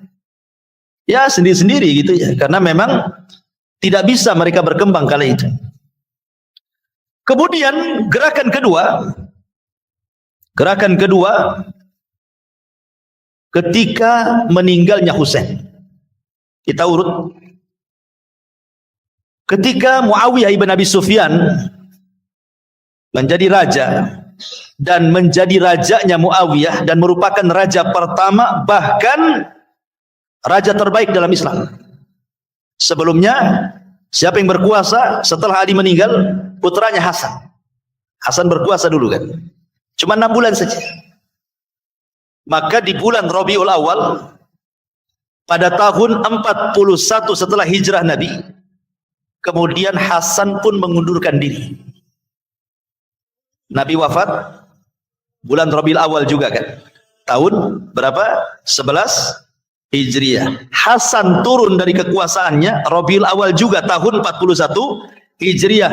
Berarti persis seperti sabda Nabi bahwa kekhilafahan di atas nubuah itu 30 tahun. Ya kan? Rasul mengatakan seperti itu kan? Kekhilafahan nubuah itu hanya 30 tahun saja.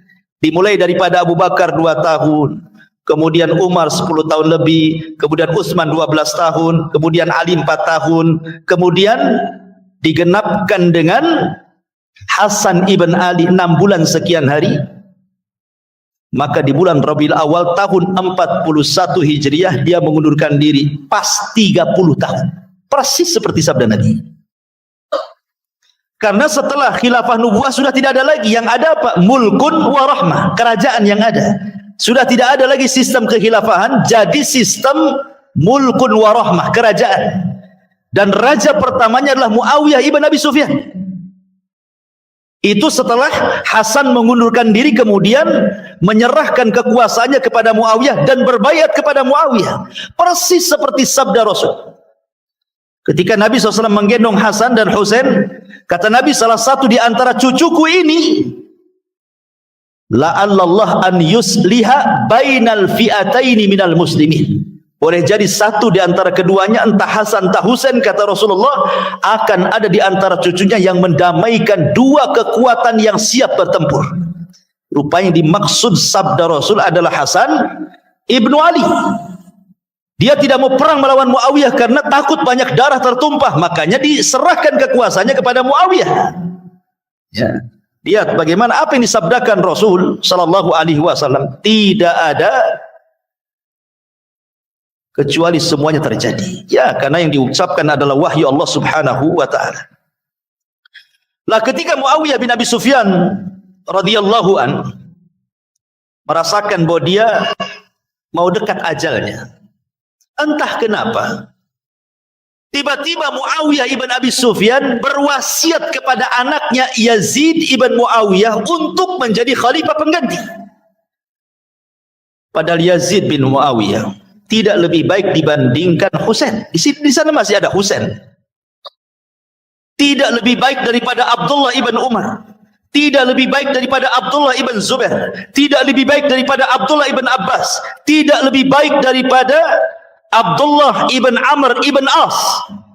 Masih banyak orang-orang yang baik gitu, yang jauh lebih baik. Mereka semua para sahabat Rasul. Tapi kenapa kemudian Muawiyah memilih anaknya? Boleh jadi itu ijtihad dia, karena mungkin waktu dipegang Muawiyah memang tidak ada konflik, kaum muslimin kan bersatu. Makanya tahun ketika Hasan memberikan kekuasaan kepada Muawiyah disebut Amul Jamaah, tahun persatuan. Sudah tidak ada lagi permusuhan di tengah-tengah kaum muslimin, bahkan yang ada pelebaran kekuasaan sampai ke daratan Afrika. Sehingga mungkin melihat Muawiyah ini sudah tenang, nggak ada masalah.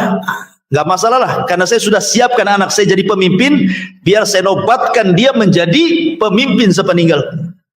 Padahal di sana ada yang lebih baik. Harusnya kan Muawiyah buat Dewan Syura, biar Dewan Syura itu yang memilih kan. Tapi Muawiyah punya ijtihad sendiri. Wallahu a'lam. Ya. Kenapa Muawiyah memilih anaknya untuk menggantikannya? Kenapa tidak Husain saja? Atau Abdullah ibn Zubair, atau Abdullah ibn Abbas, atau Abdullah ibn Umar, atau Abdullah ibn Amr bin As dan yang lainnya gitu. Lah akhirnya kemudian sebelum wafatnya Muawiyah mengirim surat kepada seluruh daerah-daerah Islam untuk membaiat putranya Yazid. Awalnya tidak setuju. Tapi karena dipaksa oleh Muawiyah, akhirnya semua kaum muslimin sepakat membaiat Yazid, kecuali dua orang. Husain ibnu Ali dan Abdullah ibn Zubair tidak mau bayat. Dan ketika itu keduanya tinggal di Madinah. Lah karena Yazid ini orangnya muda, mungkin pengetahuan dalam kepemimpinan kurang luas. Tiba-tiba ketika ayahnya meninggal dunia, Muawiyah ini, dan dia berkuasa, dia kemudian memerintahkan gubernur Madinah untuk memaksa Husain dan Abdullah ibn Zubair membaiat. Sebenarnya kalau tidak dipaksa, dibiarkan saja, toh juga mereka tidak akan mengganggu. Cuman mereka tidak setuju gitu saja kan. Tapi malah dipaksa untuk baiat. Akhirnya kaburlah Husain ibn Ali, tidak mau tinggal di Madinah. Abdullah ibn Zubair juga tidak mau tinggal di Madinah. Lari ke mana? Lari ke Mekah, tinggal di Mekah. Lah kita tahu bahwa di seberang sana orang-orang Irak itu kan orang-orangnya Ali. Ya, ketika Ali berkuasa kan memang loyalisnya ada di Irak, gitu ya. Mendengar bahwa Husain tidak mau baiat, bahkan dipaksa lari ke Mekah. Lah akhirnya kemudian orang-orang Irak yang dari dulu ketika Muawiyah dibaiat dia tidak setuju, kemudian anaknya dibaiat makin tidak setuju, ditambah-tambah dengar Husain juga tidak baiat, makin kuat tidak setujunya kan gitu ya. Di sini terjadi gerakan Syiah yang kedua dari arah Irak. Inilah gerakan Syiah yang kedua namanya. Tapi sekali lagi saya katakan ini gerakan politik. Mereka tidak setuju dengan Yazid dan mereka maunya Husain jadi pemimpin gitu. Hanya itu saja. Nggak ada nikah mut'ah, nggak ada, belum ada. Ini hanya murni gerakan-gerakan politik saja. Ya. Akhirnya kemudian orang-orang Irak ini ketika mendengar bahwa Husain tidak mau baiat, malah lari ke Mekah. Maka orang-orang Irak entah kenapa kemudian mereka mengirim surat sebanyak 500 surat. Kirim surat zaman dulu, bukan ngirim surat kayak sekarang. Klik di WA, 1 detik dah sampai di Jakarta. Kirim surat, jangankan zamannya Husain, zaman kita dulu belum ada handphone, ya, ngirim surat ke kantor pos itu, kadang balik lagi suratnya tuh, balasannya surat sendiri, alamatnya nggak jelas. Ya. Jadi ngirim apa lagi zaman itu, ngirim surat cemana kan begitu. Jadi satu surat itu berharga karena sulit itu ngirim satu saja. Ini 500 surat menunjukkan kesungguhan orang-orang Irak yang isi suratnya itu meminta agar Husain datang aja ke Husain ke Irak bahasanya. Biar kami orang-orang Irak yang membaiatmu dan kita keluar dari baiat Yazid. Kepancing pula Husain ini. Karena banyaknya memang kayaknya serius, 500 surat, ini bukan main-main kan itu ya. Tetapi Husain akhirnya ingin memastikan dulu, dikirimlah Muslim bin Aqil. Wahai Muslim, anak pamannya, berangkat kau ke Irak sana. Betul nggak orang-orang Irak, orang-orang Kufah itu membaiat aku? Berangkatlah Muslim bin Aqil. Sampai di Irak, betul-betul dibaiat 18.000 berbaiat kepada Husain lewat tangannya Muslim bin Aqil. Berarti ini betul-betul orang Irak ini memang mau keluar dari pemerintahan Yazid kan.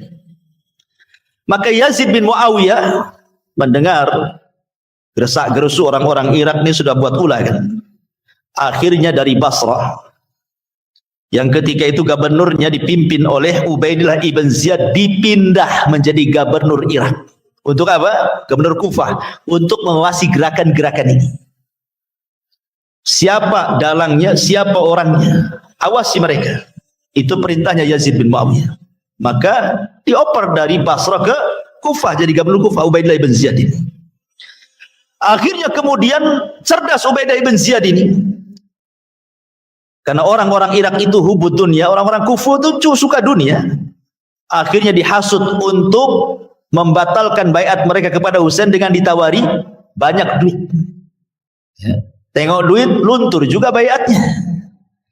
Akhirnya kemudian ditinggallah Muslim bin Aqil satu menarik baiatnya, sehingga tidak ada orang yang mengikuti Muslim bin Aqil. Itulah kesempatan Ubaidillah, dibunuhlah Muslim bin Aqil. Sebelum dia bunuh, Muslim bin Aqil sempat mengirim surat kepada Husain agar jangan datang ke Kufah sebenarnya. Karena orang-orang Kufah itu kaumun ghudur, umat yang suka berkhianat, gak usah datang. Cuman sekali lagi mengantarkan surat ke Husain ini bukan perkara mudah, apalagi Husain sudah dalam perjalanan. Rupanya Husain ibn Ali sampailah kemudian di Kufah sana, di satu negeri namanya Karbala, dan Ubaidah ibn Ziyad melakukan perbuatan yang sangat sadis, mengepung tentara Husain yang jumlahnya hanya 100. Tentara dia mempasukan 5.000 orang, 100 orang ini tuh keluarganya, istrinya, anaknya, tentaranya paling banyak orang saja. Ini yang ngepung 5.000 orang tentara semua. Ya habislah, dibantai di situ sampai terjadilah pembunuhan kepada Husain, dipenggal kepalanya. Dan panjanglah ceritanya kalau pembunuhan Husain, karena kita fokus di sejarah Syiah. Jadi gerakan Syiah ini, inilah gerakan kedua. Gerakan kedua muncul di Irak. Mereka kemudian melepas baiat kepada Yazid, malah kemudian diberikan kepada Husain. Tapi belakangan kemudian mereka pun tidak berbaiat kepada Husain juga. Gitu loh ya. Itulah orang-orang Irak itu kaumun ghudur. Ngepung itu sebagiannya adalah orang yang ngirim surat. Gitu bayangkan. Jadi Husain mengatakan, "Loh, kamu kan yang ngirim surat, ngapain kamu ikut-ikut ngepung saya?" katanya. Jadi itulah pengkhianatannya. Jadi setelah terbunuhnya Husain, orang-orang yang tidak terlibat dalam penyerangan Husain itu, mereka menyesal. Karena gara-gara mereka lah Husain terbunuh. Coba kalau mereka tidak ngirim surat, Husain tidak datang ke Irak kan gitu ya. Husain tidak akan terbunuh. Jadi mereka bersalah. Yang nanti orang-orang yang bersalah ini membuat gerakan yang disebut dengan gerakan Tawabin. Pasukan disebut Jaisu Tawabin. tentara-tentara yang bertobat. Maksudnya ingin bertobat, menebus kesalahannya karena kematian Husain. Itu tentara yang disebut Jaisyut Tawabin nanti. Ma'asyiral muslimin yang dimuliakan Allah Subhanahu wa taala. Lah ketika kemudian Husain meninggal, Yazid terus berkuasa, tapi Yazid pun tidak lama berkuasanya, hanya 4 tahun saja. Dan dia mati muda, belum sampai 40 tahun sudah meninggal Yazid itu karena sakit. Ya. Lah Yazid ini punya anak namanya Muawiyah. Muawiyah ibnu Yazid ibnu Muawiyah ibn Abi Sufyan. Orang dulu tuh gitu, kakek sama cucu sama-sama namanya. Nama anaknya Yazid Muawiyah. Muawiyah ini orang soleh. Orang soleh dia. Dia tidak berhajat kepada kekuasaan. Jadi yang dikehendaki Yazid itu maksudnya kekuasaan jatuh kepada Muawiyah. Anaknya pula tak mau. Karena dia seorang thalabul ilmi, dia orang soleh, dia tidak cinta dengan kekuasaan. Jadi ketika Yazid meninggal, dia malah kemudian ngomong di hadapan kaum muslimin, "Falyakhtaru ma syi'tum." Terserah kalian, pilih siapa yang akan menjadi pemimpin kalian, saya enggak mau katanya. Oh, kacau lah negara nggak ada pemimpin. Pemimpin yang mundurkan diri apa nggak kacau? Di semua daerah kacau. Lah ketika terjadi kekacauan karena Muawiyah tidak mau jadi pemimpin, mundurin diri kan itu. Dari kota Madinah muncul Abdullah ibn Zubair memproklamirkan diri menjadi khalifah. Ketika Muawiyah mundur, di sana pula maju. Kan? Ketika Abdullah ibn Zubair dari kota Madinah menghabarkan bahwa baiat saya yang akan memimpin kaum muslimin, dari mana-mana negeri berbaiat kepada Abdullah ibn Zubair. Makanya kalau kita melihat tarjamah Abdullah ibn Zubair, baik yang dikatakan Imam Zahabi atau imam-imam yang lainnya, makanya beliau sering dikatakan Amirul Mukminin. Ya, karena sah banyak kaum muslimin berbaiat ketika itu. Beralih jadi pendukungnya Abdullah ibn Zubair. Berbaiat semua. Kecuali orang Syam tidak mau baiat. Siapa? Marwan ibn Hakam. Tidak mau baiat dia. Ya. Marwan tidak mau baiat, tetap dia di Syam. Sebenarnya Marwan mau baiat, cuman dipengaruhi oleh siapa? Ubaidillah ibn Ziyad. Ubaidillah ibn Ziyad ini yang tadi yang membunuh Husain itu. Dapat pengaruh, tidak usah ngapain baiat. Bagus kau jadi pemimpin di sini saja katanya. Makanya akhirnya dia tidak membaiat. Akhirnya Ubaidillah Abdullah ibn Zubair menjadi khalifah selama 7 tahun. Sini banyak peristiwa kan, termasuk salah satunya Abdullah ibn Zubair sempat meratakan Ka'bah, membongkar Ka'bah, diratakan, diganti bangunannya dengan bangunan baru, disesuaikan dengan bangunan Ibrahim, pintunya 2 di bawah tanah dan Hijr Ismail masuk. Tapi kemudian dirubah di zaman Abdul Malik ibn Marwan, dirobohkan lagi, dibentuk lagi kayak Quraisy, kan itu ya. Jadi kembali setelah kemudian Abdullah ibn Zubair berkuasa selama 7 tahun, maka kemudian dari arah Irak, ini cerita tempat lain Irak, ini kan sedang kekosongan kekuasaan di Irak ini. Karena kan Muawiyah mengundurkan diri, tak mau jadi pemimpin. Abdullah ibn Zubair pun belum memproklamirkan, terjadi fawdha bahasa Arabnya ya, kekacauan di mana-mana. Dijadikan kesempatan oleh siapa? Oleh orang-orang yang pernah ngirim surat kepada Husain tapi tidak terlibat dalam pembunuhan Husain, mengelompok mereka di Irak. Inilah gerakan ketiga munculnya Syiah, mengelompok mereka, ingin balas dendam. Siapapun yang terlibat dalam pembunuhan Husain bantai, termasuk juga Ubaidillah ibn Ziyad yang ketika itu menjadi gubernur Irak, dikepung istananya, dibunuh. Maka mereka kemudian mengatasnamakan diri sebagai Jaisyut Tawabin, tentara-tentara yang tobat katanya. Maksudnya tobat karena merasa bersalah gara-gara mereka Husain terbunuh di Karbala. Makanya gerakannya disebut gerakan Tawabin. Inilah gerakan ketiga munculnya Syiah. Tapi sekali lagi ini gerakan politik kan, belum ada menyelisih akidah Ahlussunnah, enggak ada, belum ada. Belum ada yang menyelisih akidah Ahlussunnah, belum ada. Ini murni gerakan politik. Saya suka dengan Husain, tak suka dengan Yazid, itu saja. Ya. Loyal kepada ahli bait dan tidak suka dengan Bani Umayyah. Jadi belum ada penyimpangan akidah. Ya, yang mengatakan imam orang Syiah itu tahu yang gaib, bahkan tahu matinya kapan. Bahkan kalau di YouTube antum lihat tuh, sampai orang Syiah menganggap saking hulunya kepada Ali radhiyallahu an, mengatakan Fatimah itu zaujatullah katanya. Saya lihat di YouTube. Orang Syiah mengatakan apa? Fatimah itu istri Allah katanya. Nasrani saja nggak mengucapkan kalimat ini.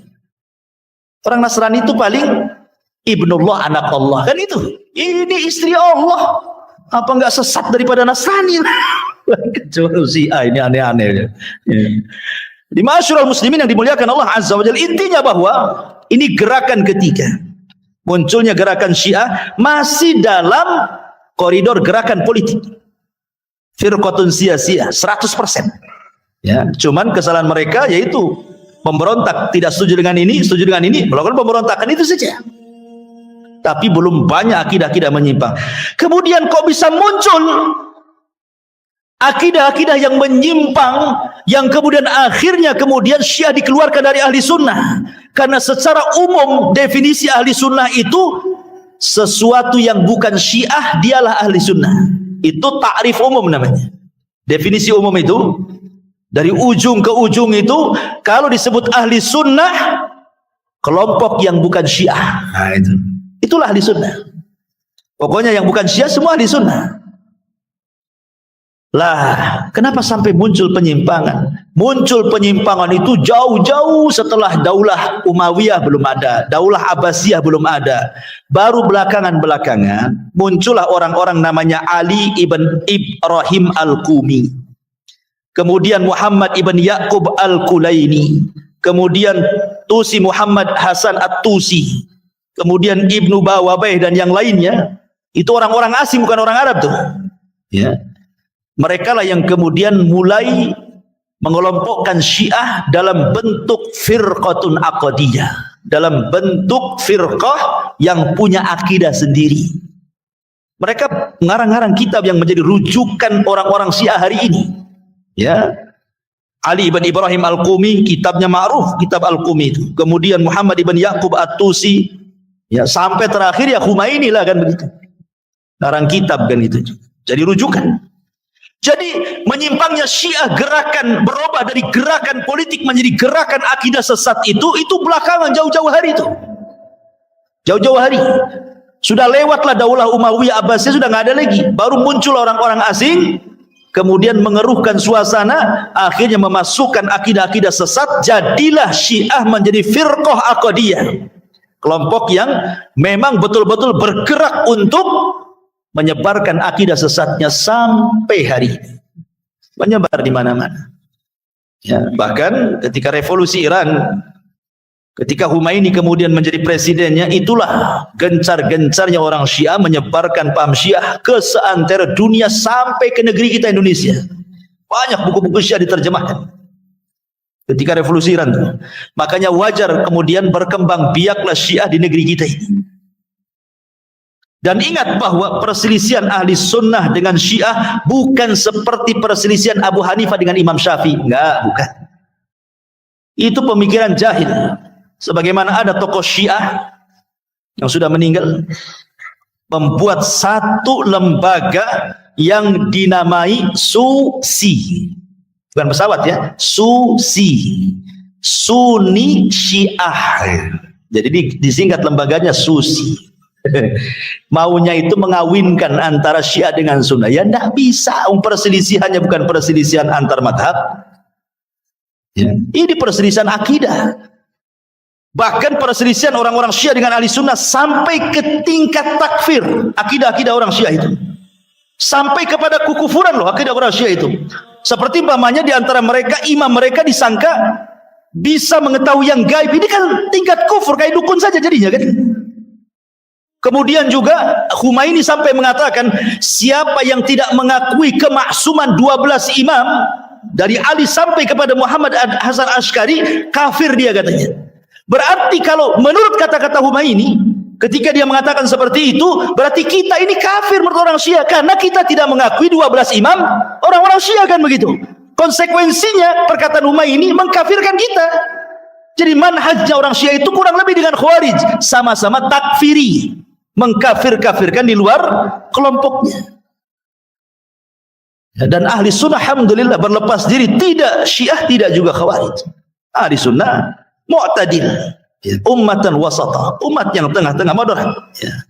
Ma'asyiral muslimin yang dimuliakan Allah Subhanahu wa taala. Itu sedikit gambaran kecil tentang munculnya sejarah Syiah dari gerakan politik menjadi gerakan akidah. Baik. Sedikit kita akan membahas tentang beberapa keyakinan orang-orang Syiah. Karena orang Syiah ini memang bahaya ikhwan keyakinan. Yang pertama, ya'taqidu Syi'atu anna Aliyan radhiyallahu anhu imamun ma'sum. Mereka orang Syiah menganggap bahwa Ali itu adalah imam maksum. Maksum itu artinya ucapan dan perbuatannya sama dengan ucapan dan perbuatan Nabi. Bisa jadi dalil. Karena dari sini perbedaan definisi hadis ahli sunnah dengan definisi hadis ahli Syiah. Ya. Kalau definisi hadis ahli sunnah itu apa yang bersumber dari Nabi, dari ucapan, dari perbuatan, dan dari penetapan Rasul, itulah hadis menurut kita. Tapi mereka mengatakan apa yang muncul dari ucapan, perbuatan, penetapan 12 imam Quran kita, tapi dalam kitab-kitab ulamanya mereka menganggap bahwa mereka punya Quran sendiri yang disebut Mushaf Fatimah, kan begitu, yang tebalnya hebat dari Al-Quran dan hurufnya tidak ada yang dalam Quran gitu. Tak tahu pakai huruf apa. Ya. Tapi sampai hari ini tidak bisa dihadirkan itu. Mushaf Fatimah yang 3 kali lebih tebal di Quran itu. Mana tuh Mushaf Fatimah itu? Tak muncul-muncul. Tetap saja sampai hari ini orang Iran juga pakai masjid Quran kita kan. Cuman kemudian mereka disimpangkan 88 makna-maknanya. Ya. Taib. Jadi orang Syiah menganggap Ali itu maksum. Seperti maksumnya Nabi SAW. Walaupun kita bisa datang ke Masjid Nabawi dan berdoa kepada Rasul itu sambil mencela Abu Bakar dan Umar. Masalahnya kuburannya di situ. Habis berdoa kepada Nabi bersalawat, habis itu dicaci maki itu Abu Bakar dan Umar, karena menurut keyakinan mereka Abu Bakar kafir, Umar kafir. Jika mereka cari Ali maksum, pertanyaannya wahai Syiah, saya tanya nih, kalau memang Ali maksum, Abu Bakar, Umar kafir, kenapa satu putri Ali radhiyallahu anhu namanya Ummu Kulsum, Ali putri namanya Ummu Kulsum, dinikahkan oleh Ali siapa? Dengan Umar.